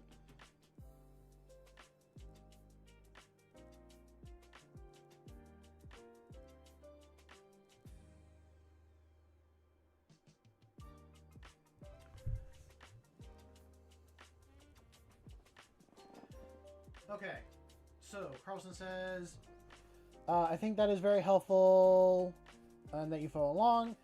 You've only done a drone, a single broadside suit read so far, just a test. That's good. Always good to do a test scheme on the models. That's highly recommended. Something I wish I did a lot more. And then you said, but you will try that technique when doing the white hatchmen. Yeah, I mean, try just experimenting and keep trying is all that you can really do in this hobby. I've gone through so many different like paints and color schemes and ways of painting to figure out what works for me and what doesn't. And everyone's different. Ingram says, once you got a commission and you'll post a picture of it in Discord. Nice. Yeah, and if you got the thumbnail, you can certainly share that in the Discord. I'd be interested in seeing.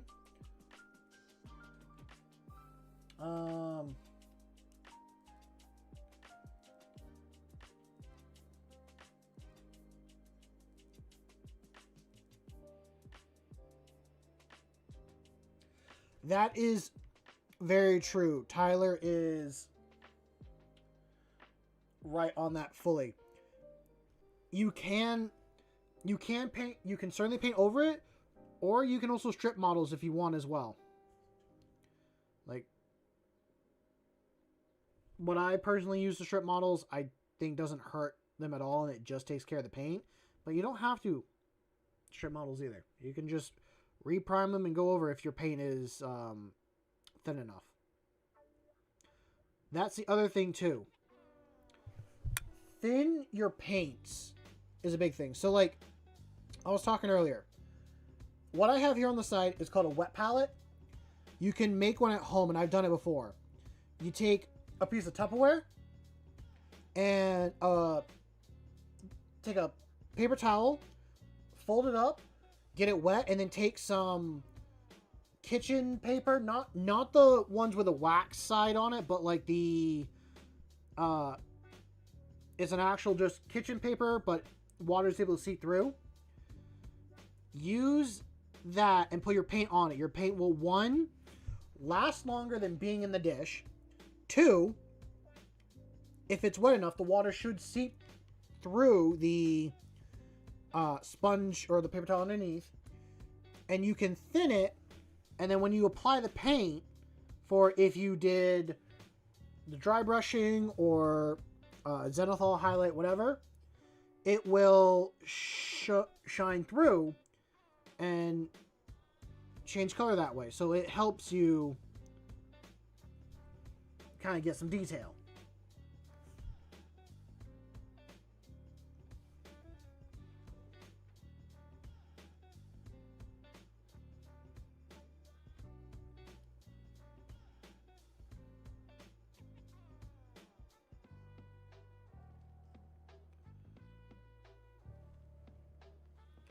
Because for a long time, I used to put all my paint into like those cheap paint dishes that you can buy at like Michael's or whatever craft store. And my paint would dry out so fast, and I just keep using paint over and over. And I thought this wet palette was a hard thing to make and all that stuff. But no, it really is not. Yes, you can always improve, but comparing yourself to people who have been painting for years only hurts. Yes. That is a other big one that I will say that I had to jump over that hurdle. That was a hard hurdle for myself to jump over. Was comparing myself to everyone else that has been painting for far longer than I have. Excuse me.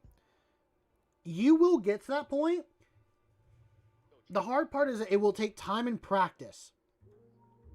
You have to be okay with your models looking bad or not looking as good as you hoped in the beginning. Now, you don't even have to get your models to look like everyone else's models when you first start off. Like, what a lot of people do, or what you see online, is people getting things parade ready. That is like competition, like going to a museum and you see an art piece style stuff. Just getting 3 paints on your models is more than enough. That's battle ready. Just getting 3 paints, getting like all your stuff kind of covered. That's all you really need to do.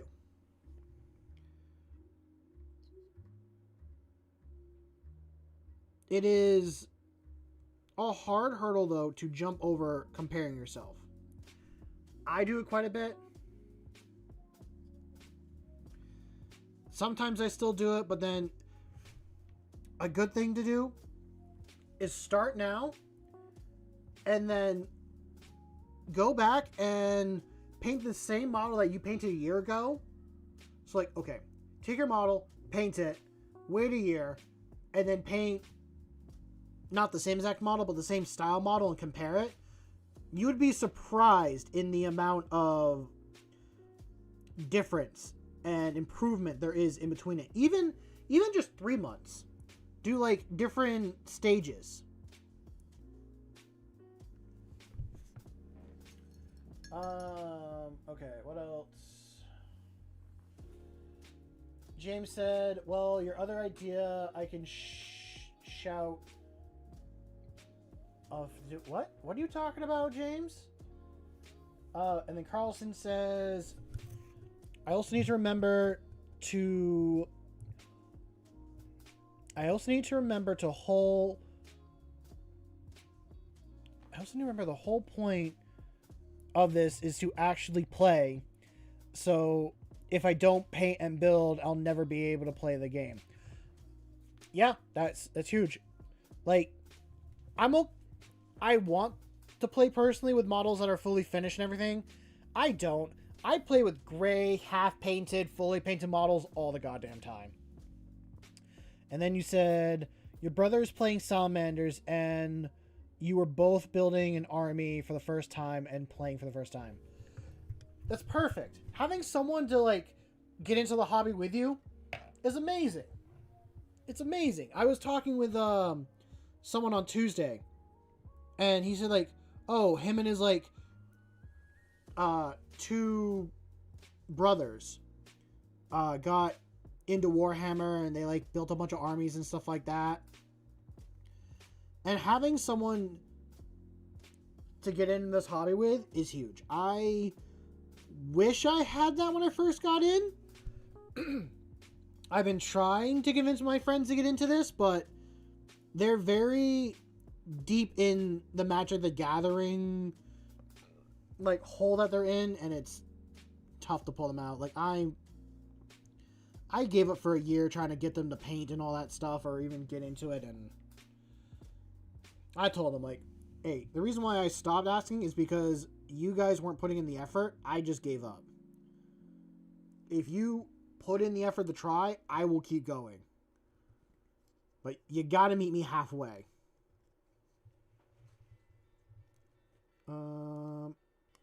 I think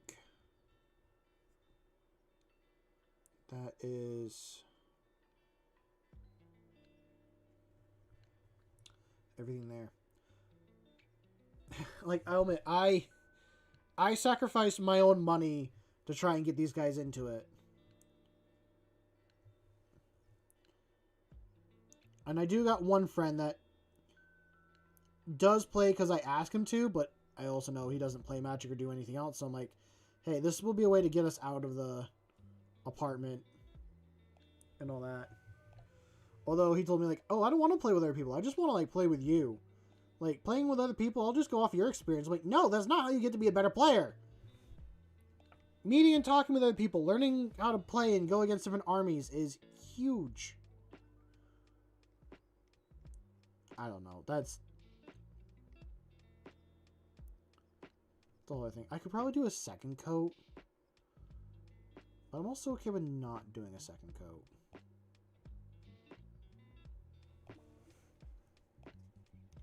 How's it going, Corrupted? Welcome to the stream. I hope you're doing well. I just got those guys base coated. Now I'm going to move over to the shiny gold guys and get them all base coated in blue. See how that looks compared to white. It's probably going to take a lot more coats than I expect. And it will sadly be a more greenish color, I think, underneath.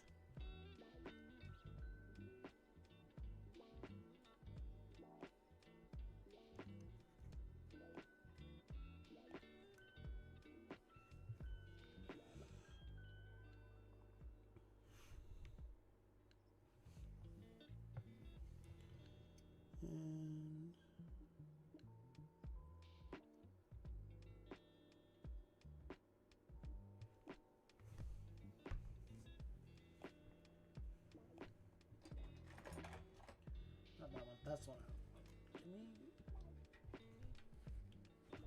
Give me this.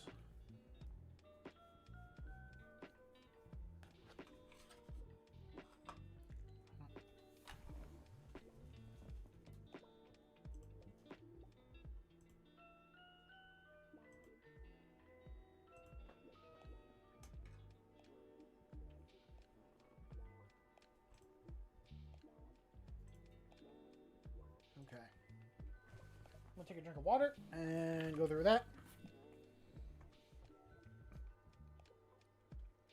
It's definitely shinier with one coat, but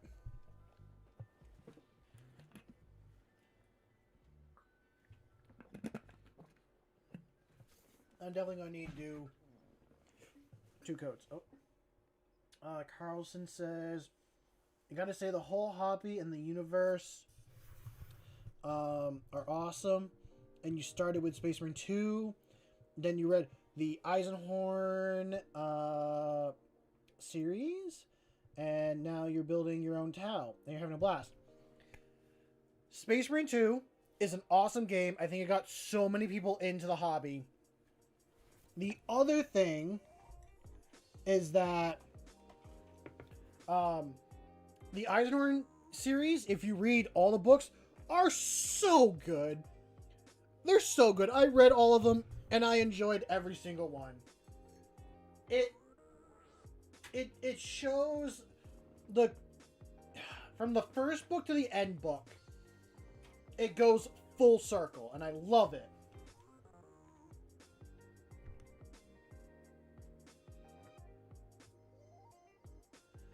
Ooh. Talking about bases. Honestly, I love doing bases for my models because they can look so good. A good base, a good painted model, and a good base tell a whole story. So this is a model that I've painted. I'd say this is close to the pinnacle of where I'm at currently. And I did a base for this guy. I ran this guy in a Crusade, and this is my first proper kit bashed character. He is kit bashed with the Emperor's Champion and the Master Lazarus from the Dark Angels.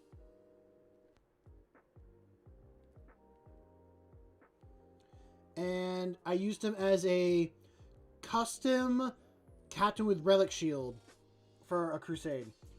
Fun model to build. Actually, I have that as a VOD on stream. I don't know which one. And was awesome to build, awesome to paint. And another one with bases that I want to show off. Give me a quick sec. Yeah, James, if you think your idea will work, go for it.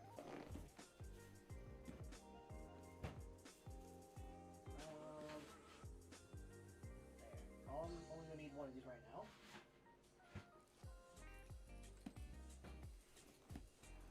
The other base, I'm going to pull out the knight here for a second. I finished, well, I could do more, but I got this guy battle ready not too long ago. This is another one that has a base that I like a lot.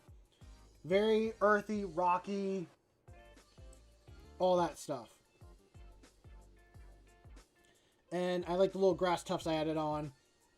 And just having skulls and stuff. Just something that can tell a bit of a story.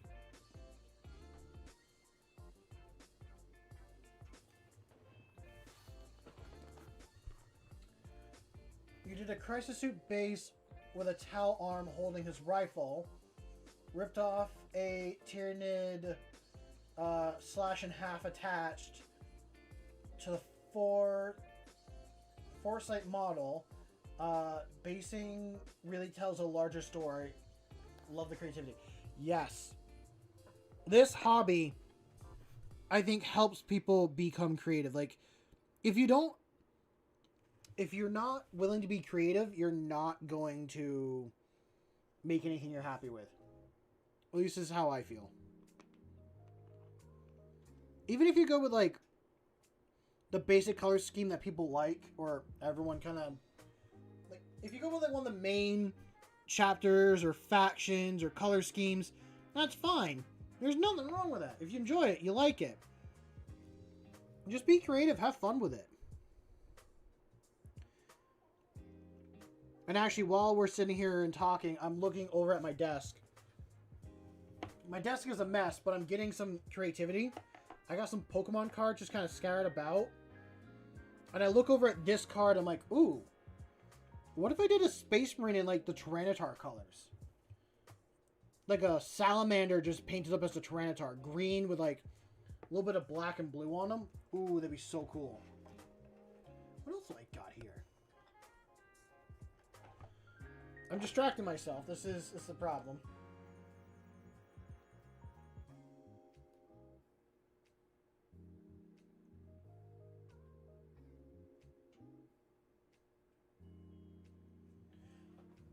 Oh, no. I think I understood what you were trying to say. And I think it sounds awesome. Ooh, Haxorus could be another one that could be interesting to paint. That or Crocodile. Crocodile could be another interesting one.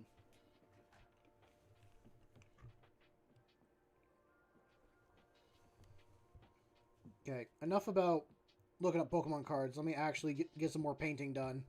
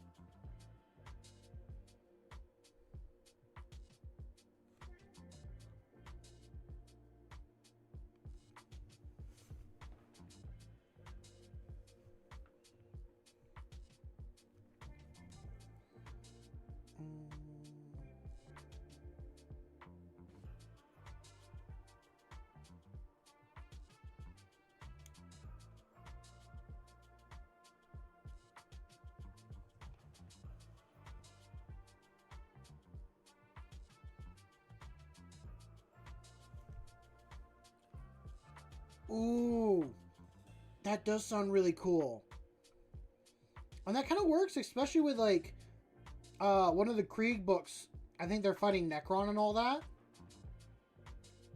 Was it Dead Man Walking? I don't remember.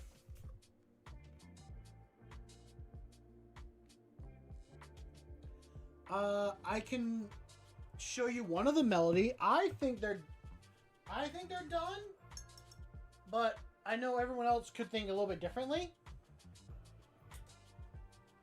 So I'm gonna pull out.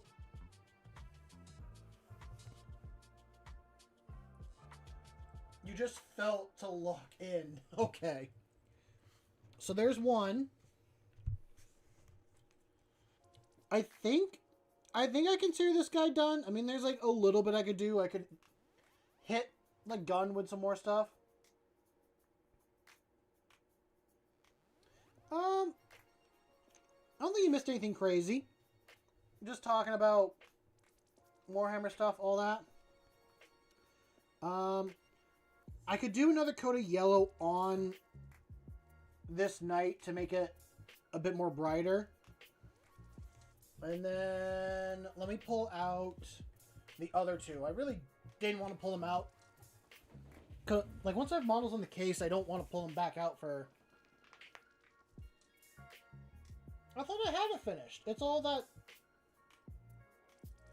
Yeah, I just did, like, the light blue. Try to make it look like glass.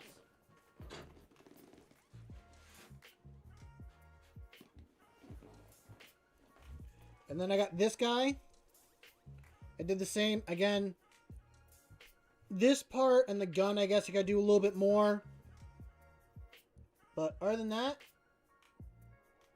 I could work on the lines here and there. But I think it's battle ready, and that's what I'm doing. I'm painting it to battle ready. I don't need to be parade. And you know what? Just cause,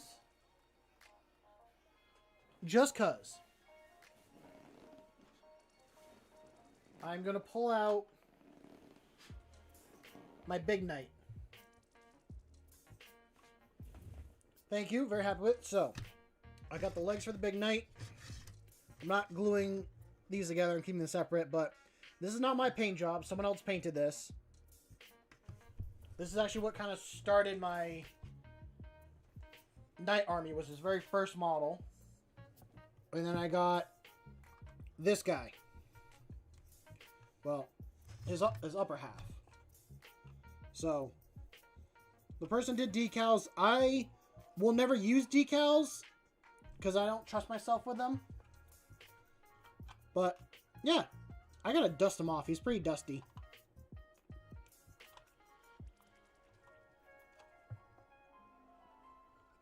But yeah, I'm very happy with this guy.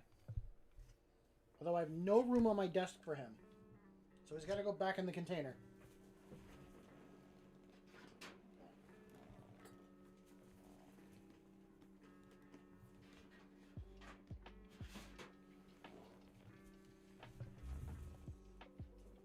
I'm sure they are. I'm just not something I feel comfortable using. Okay. Let me get a gold one.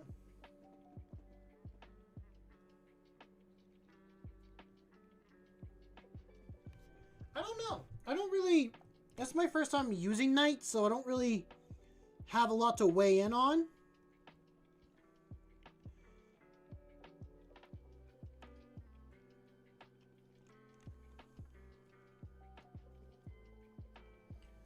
I think once I get a few games, I will have a better answer to that. I'll say right now, for the couple games I have used the knight and all that, they get, at least my knights have been shredded very quickly. I mean, they are tough, but if your opponent has a very decent like unit to take care of a knight, they will just turn into tissue paper.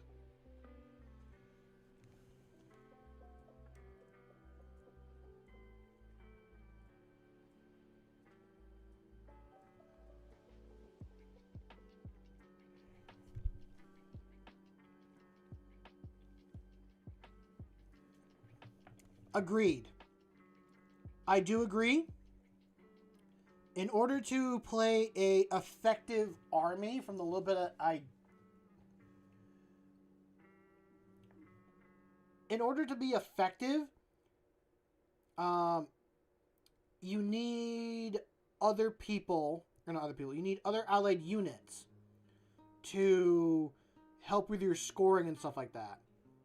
Like, that's what happened in my game, is I lost my 2 infantry scoring units. And my game just went downhill because all I had was 2 armatures and my big knight. And it's either I can make them sit on objective markers and try to score points, but then my opponent comes in and tears out all my knights, and then I don't have anything. So losing stuff like that is difficult, is how I will say.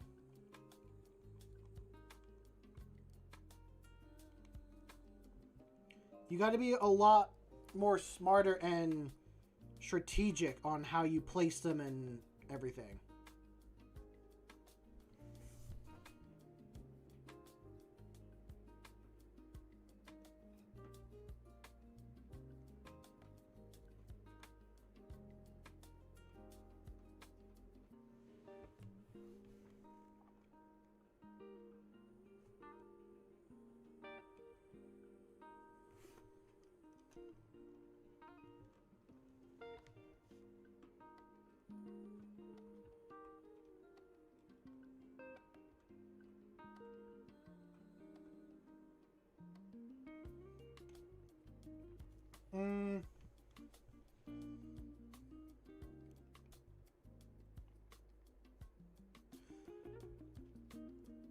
You're not going to come across a lot of armies that will have knight equivalent stuff. If you want one to have one and throw it in your army, then do it. But the thing is, like, is it worth it?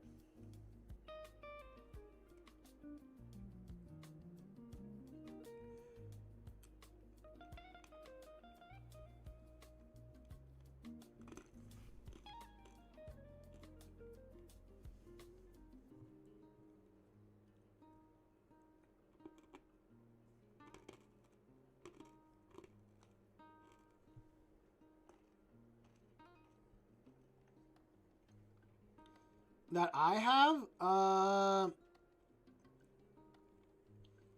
have 5 in total.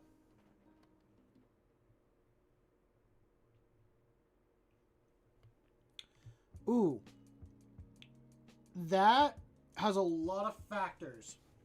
I haven't looked at the Salamander's Combat Patrol rules, nor have I looked at the Taos. I think it all depends on the player and how you score points, is what I'll say there.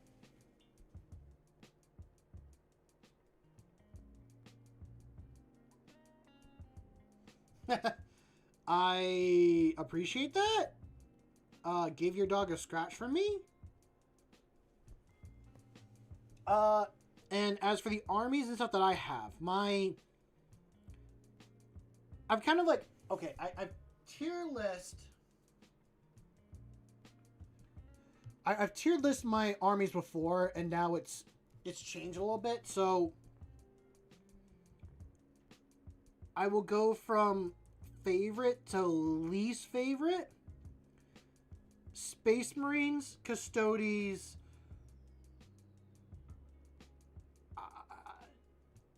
Tyranids,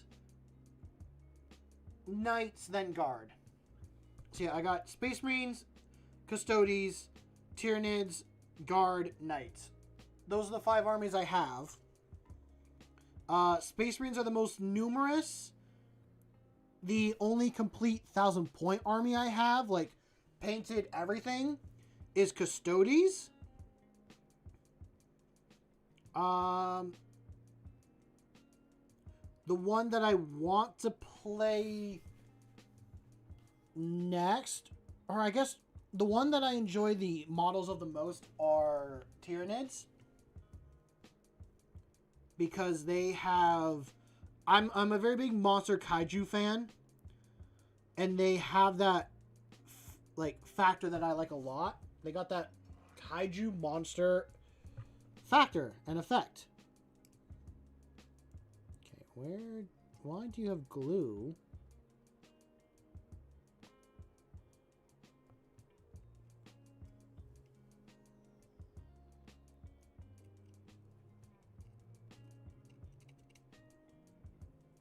I think I got it.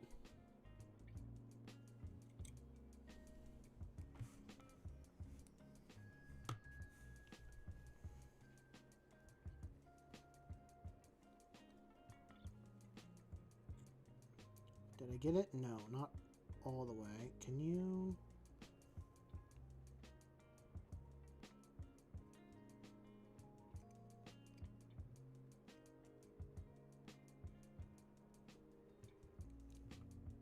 Yeah. Did I get it? I got it. There's like this weird hair or piece of glue on the model. What I miss?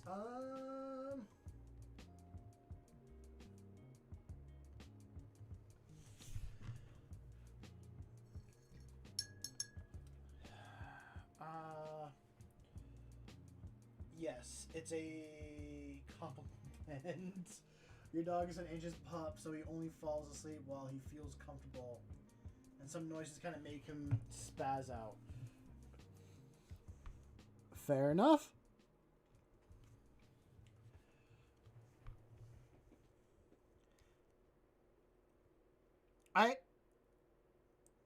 When it comes to like the combo troll and all that stuff, look at what you can build and decide there, because I think you can choose one of the models for like the Tau to transport a bunch of your infantry so they can sit inside this big block and move up the board really fast to then like score points. And then the hard part, I think, with Space Marines, and this is just like the Space Marines in general, is they're slow.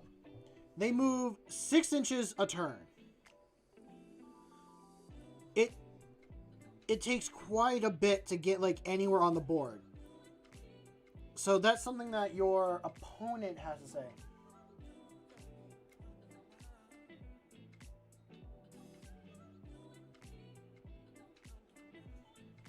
Ooh.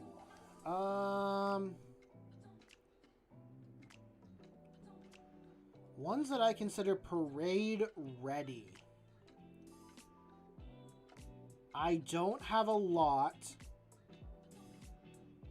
I might only have like 1 or 2 models that I would ever consider parade ready.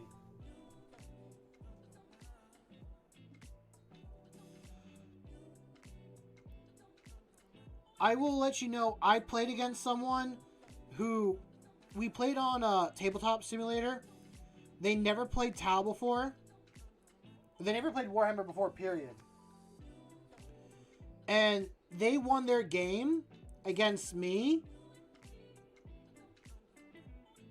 And by the end, they understood some stuff of it. God, parade ready. What do I even have that I consider parade ready?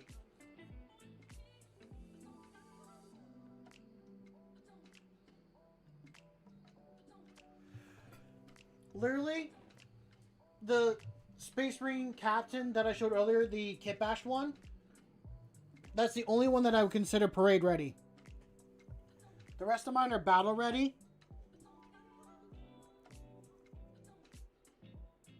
Like, maybe some people would say, oh yeah, you could try to do parade ready for this, but I've just stuck with it. It's all battle ready, but it's to my level of battle ready.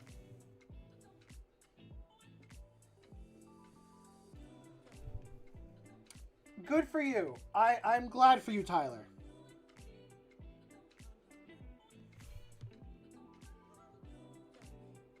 I hope to...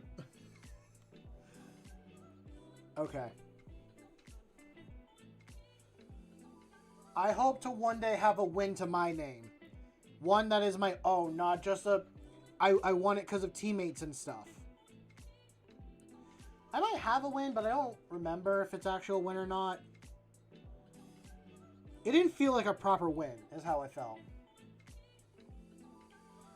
So I'm pretty sure I'm like 20-0.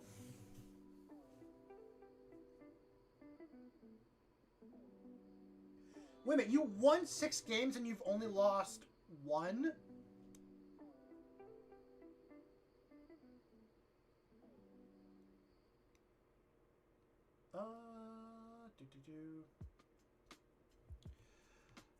I do have a slight goal for myself, at least on this channel.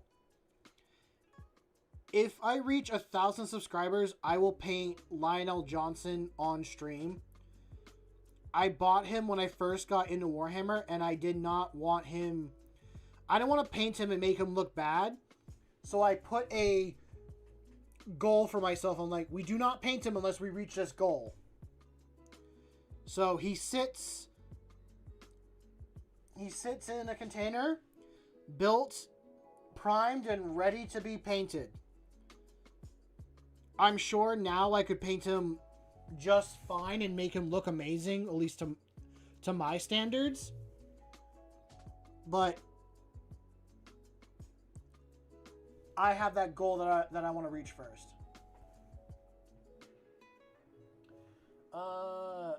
James says, should you take 2 of your kit bash units apart that you've done, or should you keep kit bashing your Chaos Space Marine Warband? What?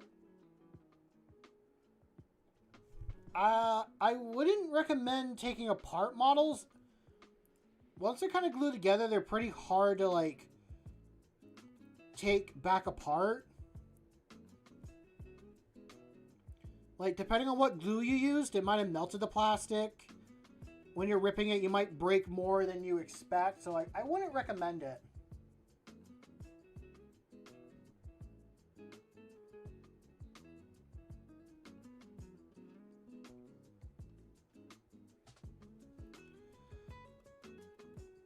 You know what? Good for you, Tyler. I'm glad you are able to come out with wins and all that stuff.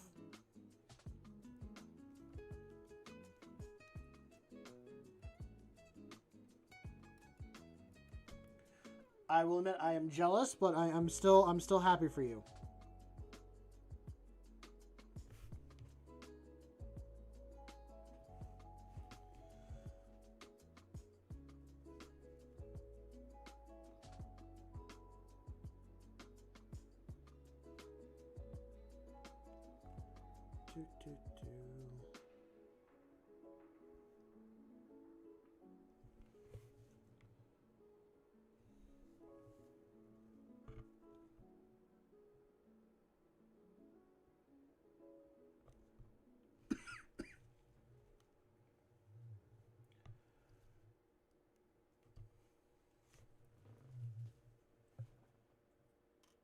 Oh, jeez.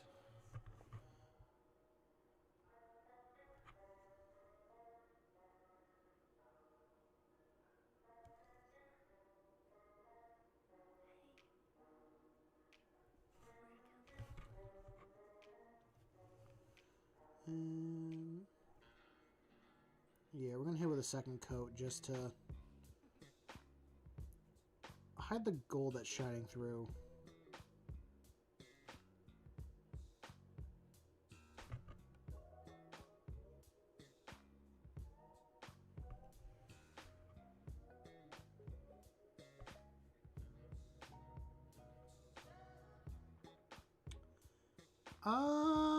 What do I have as a worst model?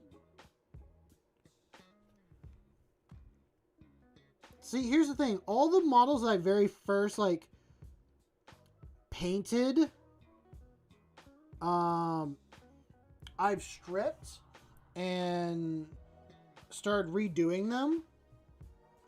I could...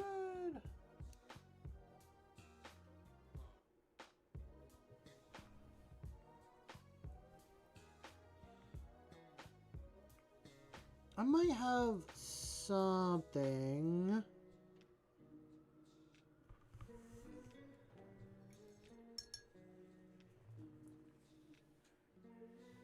I do have something. Give me a sec.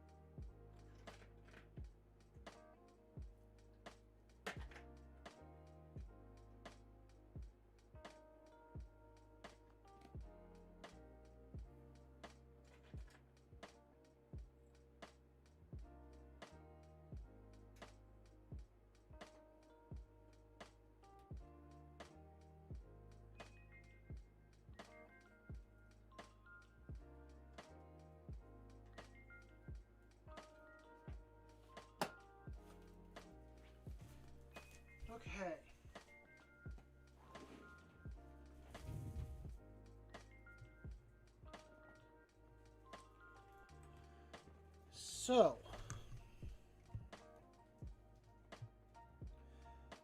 no, I'm not painting Celestial Lions. I'm doing a custom homebrew chapter of mine. They are blue, black, and orange. Just throwing that there. That is the color scheme. But I'll have to look into it. So, Carlson, to answer your question, for my oldest models, these are ones I've done over a year ago. And again, I did more painting at the time and I was trying some stuff. So from like when I first started, this was probably my 3rd month into the hobby. This is back when the Krieg had a kill team and all that stuff. And these were the only 2 I had painted at the time. I then, this year, actually finished the kill team. And this is like what the rest of the army looks like. It's these 2 here.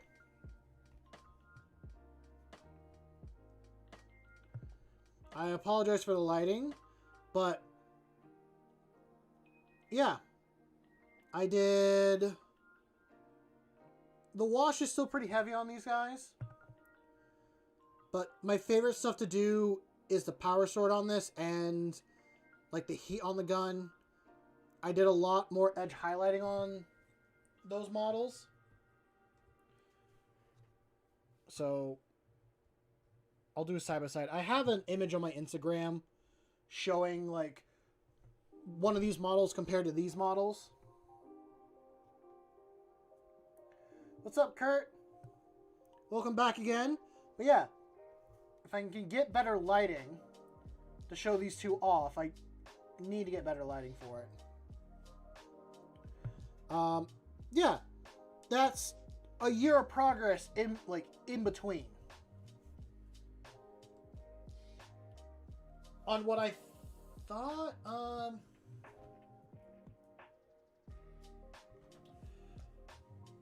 to show for a Space Marine.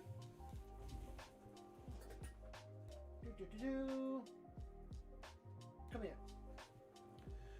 This is a piece I did for an art competition less than a year ago. Like, when I first painted this was the best that I could do. We'll take off that and go from there. I'll actually take him off his base as well, because he's magneted on there.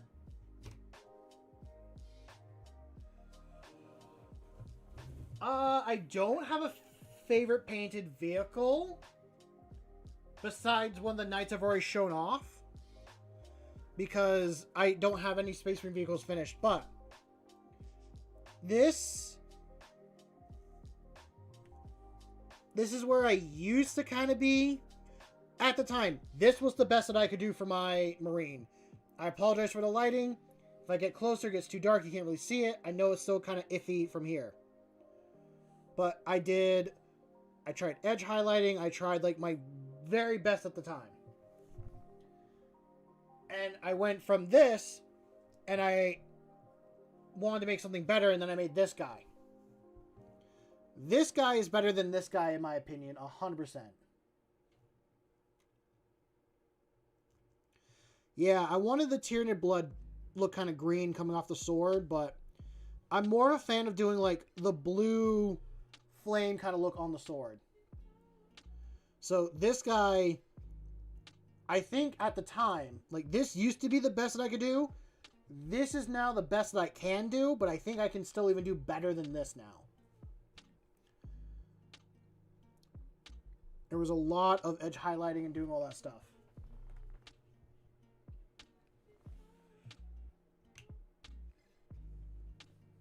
I felt bad having to cut the Tyranid in half and like throw it on there, because now I have to get a Hormigaunt model to replace this guy. And I wanted to do a particular Tyranid army at the time, but eh. Now, not so much. Now I got a different one. Anyway, I gotta get back to painting because I've done 3 base coatings compared to the 1 on the gold.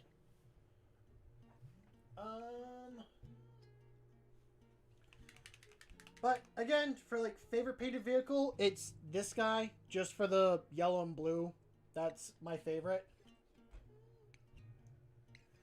I did, Ando, I did, and I didn't want to do it, but I wanted to make something cool for an art competition, so I cut a Tyranid in half and made it be a scenery piece.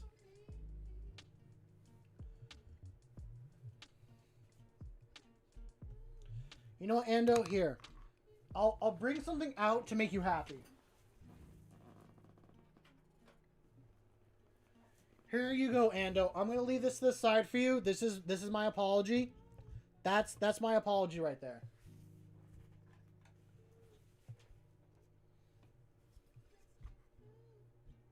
No, it's a Tyranid.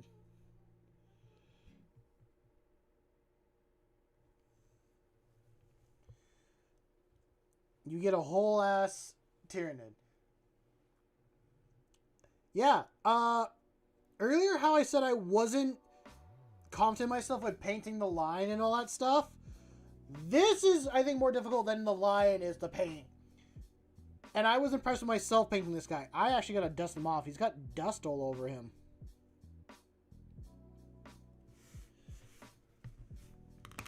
I don't have a lot of Tyranid models painted and finished. This was the first Tyranid model I ever actually painted and finished. Clarification. The first Tyranid model I have ever fully painted. And ever... Actually, no. This was the first Tyranid model. Not the first one I ever put paint on. But the first, like... Oh, this is the color scheme I want to do. Fully just going for it. And that's what I came up with. So, yeah. Are we already at the 3? I don't think so yet.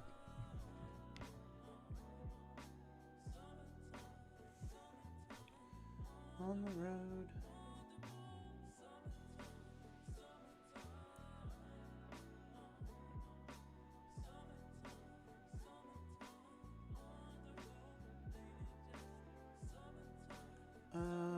What am I missing?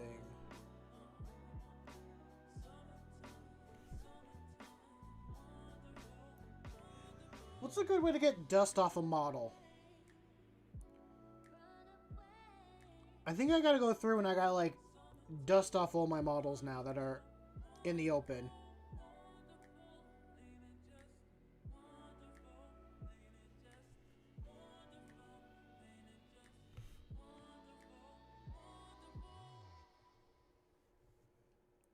And...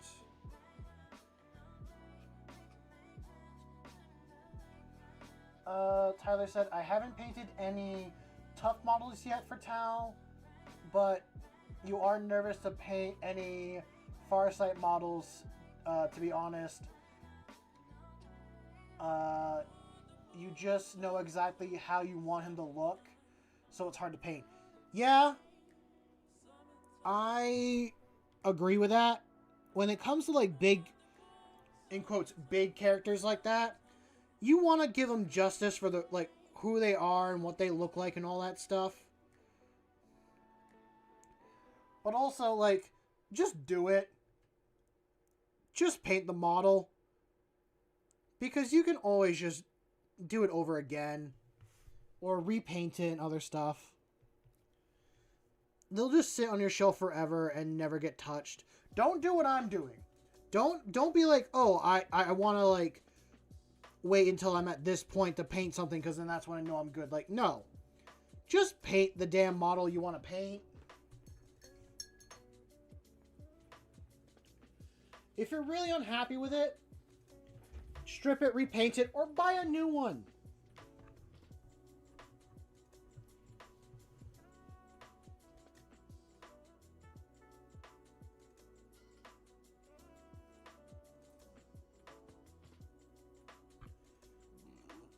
Excuse me. I think That's good for now.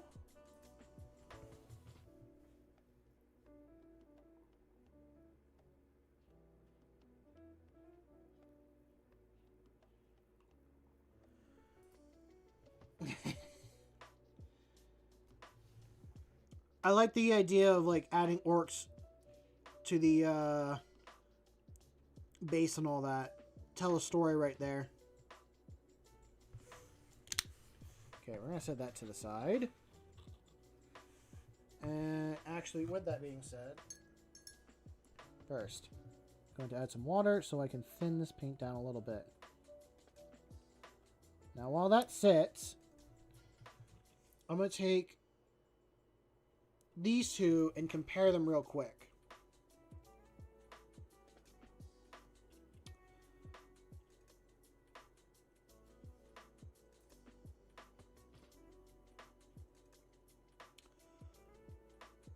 The white is more of a matted color. Like, it's not as bright of a blue.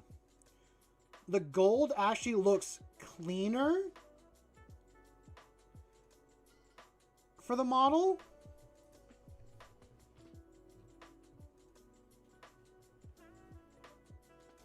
I realize there's a part that I did miss on the leg here.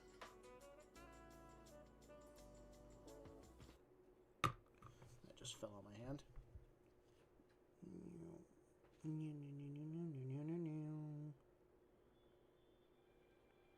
Okay.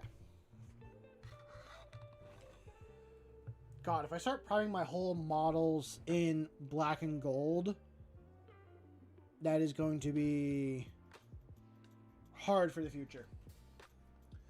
You've added orc skulls to the base of all your Tau bigger troops. And then you've added sister heads to your battlesuit bases. Fair enough. If you got a friend like that and you can build a how to word it, showing off trophies of your opponents that you fought in the past, I think is awesome because it tells a story. And especially if you fight the same person over and over again, it just adds to the model.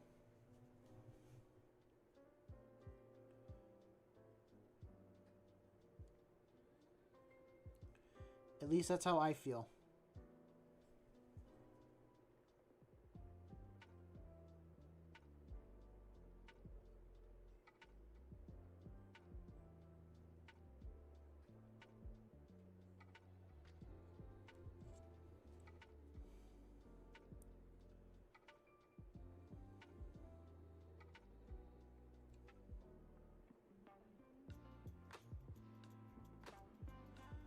Why does the blue have to look so much better with the gold underneath it?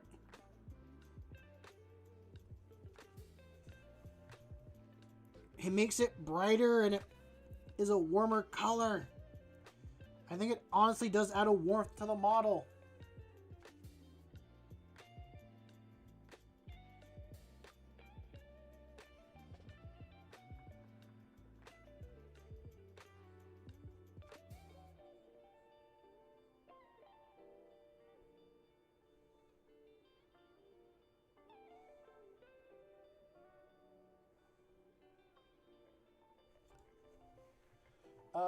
One of your Riptides is standing over the corpse of his sister, Repentia, and you love how it turned out. Your roommate hates it because he says Celestine doesn't like this torment. Well, tell him that he's just got to go and get that Repentia back. He's got to destroy that Riptide. Or any Tau bits that you have left over, you give to him and tell him, make me feel the same way you feel about this model.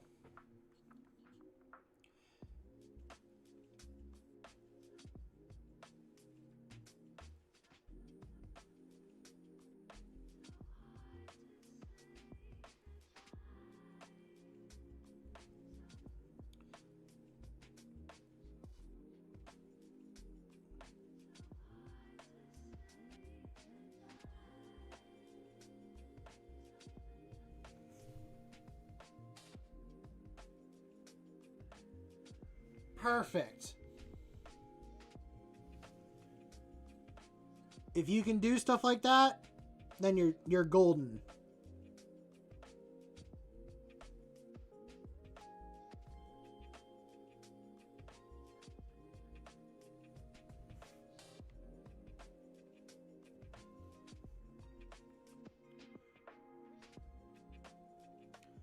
I gotta get a hold of some extra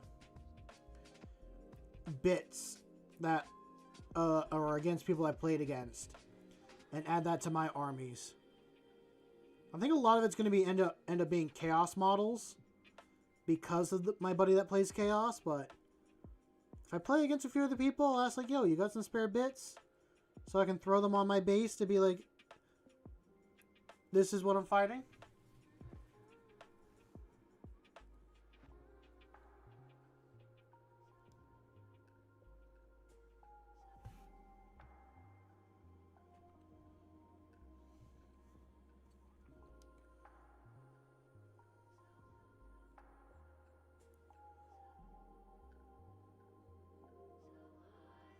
Say goodbye.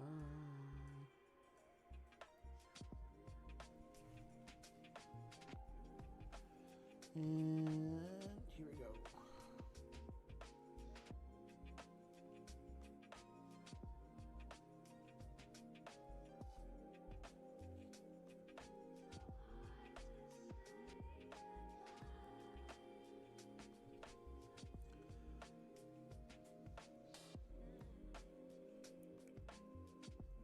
I am enjoying this. I feel like once I get this... Once I get this kill team done, I might switch it out. Like, I have a... For my Deathwatch kill team, for my Knights, I have 5 Intercessors being led by an Apothecary. I might switch out the models and make it be this army, or these units, that are the Death Watch that are on the mission and doing their secret stuff.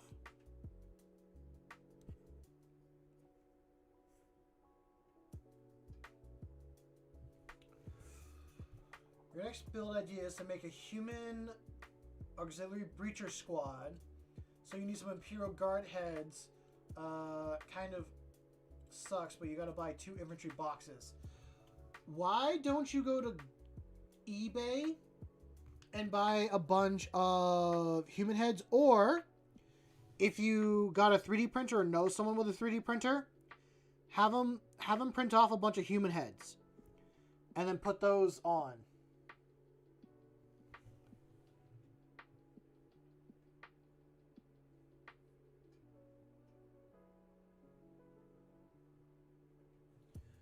Yes, Ando. Share it. Share it with the class.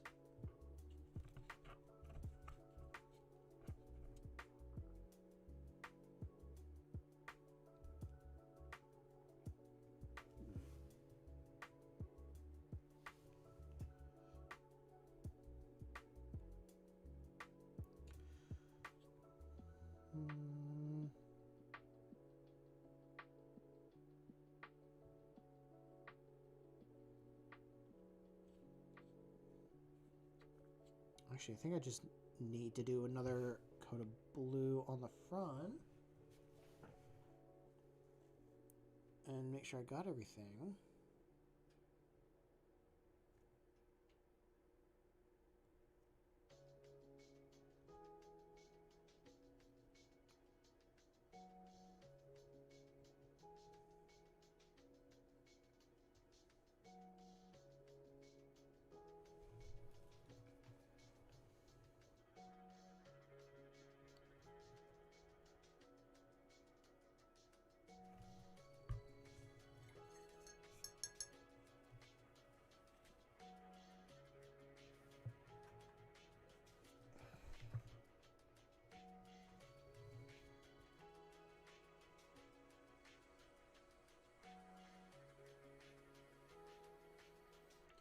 Okay, Okay.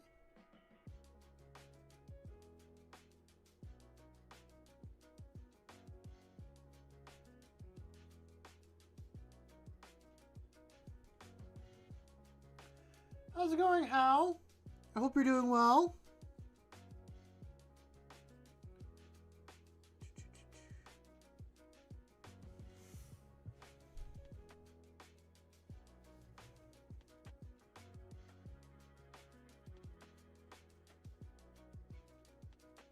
And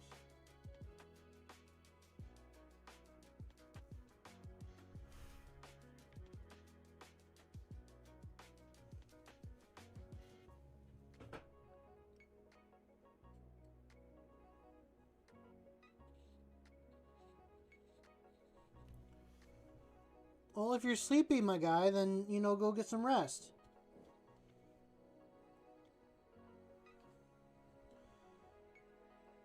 I appreciate you wanting to be here, but your health is more important.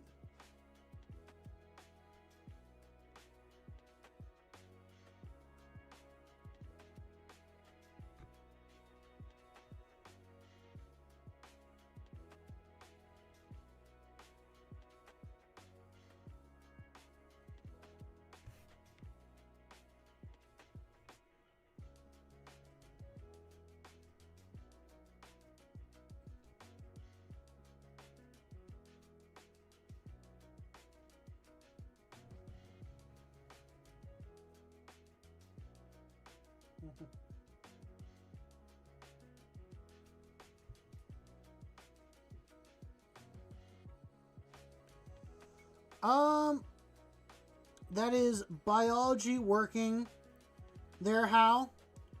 So, teenagers are programmed to stay up later, and they wake up later in the day, and they stay up later at night, because that is that's a security thing. So when the adults are asleep, the teenagers back in like prehistoric time were awake to keep lookout, but also help with the infants that were awake or screaming. So while the parents were asleep, the teenagers were the ones that were able to do all the secondary stuff to allow the adults to sleep. That is why when you are from the ages of like 13 to about 18, you stay up later and you sleep in and all that. You can double check me. I messed up on all the explanations a little bit, but that's pretty much the gist of like why you stay up as much.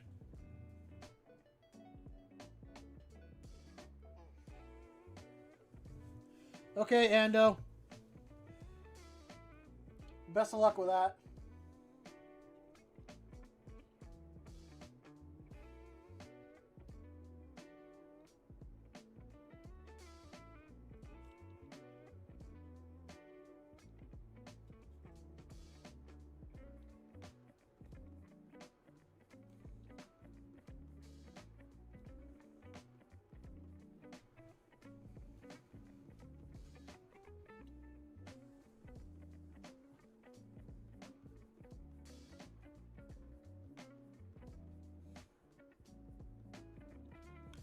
Don't listen to that propaganda.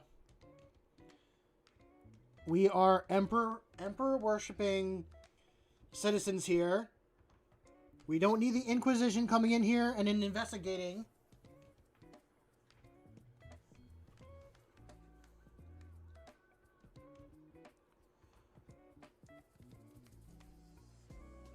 Oh yeah, Hal? What's your podcast about?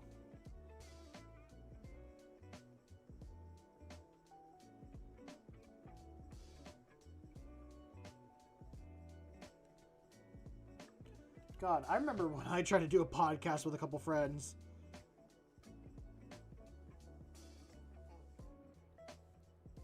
Fun times, but you gotta make sure you got topics on hand that you can talk about with other people.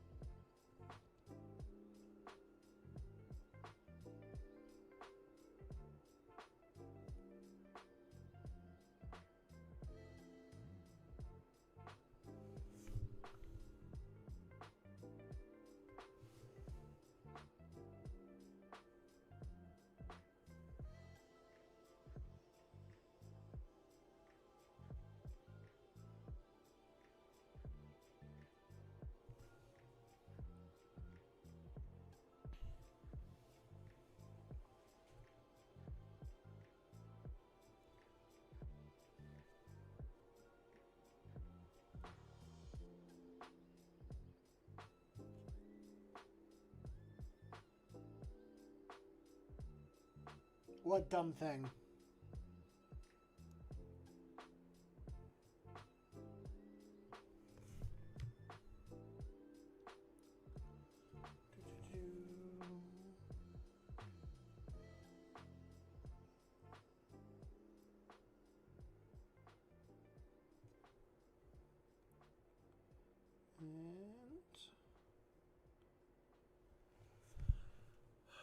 Honestly, what is it? It is 10 o'clock my time. I should probably call it here for a night and go get some sleep. I also think this is like the last song or so on the track. So I think it works out. So it's been good. I think I am going to call it here though. I got a little spiel and then I'll let you all go. So, first things first. I hope you guys enjoyed the content here. If you want to see more and want to be part of it, feel free. Okay. God, it's been a second. If you enjoy the content and you want to see more of it, feel free to leave a like and subscribe. If you want to help support the channel and all that stuff, I do have a Ko-Fi account in my channel description. It is not necessary to donate, but everything you donate to will go back into the channel on improving equipment or hiring editors, stuff like that. If you want to be a part of the community and interact with me and other people a part of this community, I have a Discord. Also in the description of my channel, it is completely free to join. It's not just Warhammer. It is whatever hobby interest you have, whether it be like wood crafting, metal crafting, knitting, sewing, book making, writing, whatever. It's just a place you can come and share your hobby. It is mostly turned into Warhammer, but eventually I do want to do other stuff on this channel as well. But with that all being said, none of that truly matters. Just having you here, hanging out, watching, being a part of everything is more than enough. I do this for me. I do this so I can get my stuff done and hopefully have just someone here to watch. So, with that all being said, I want you to go out there and make something awesome. I know you will.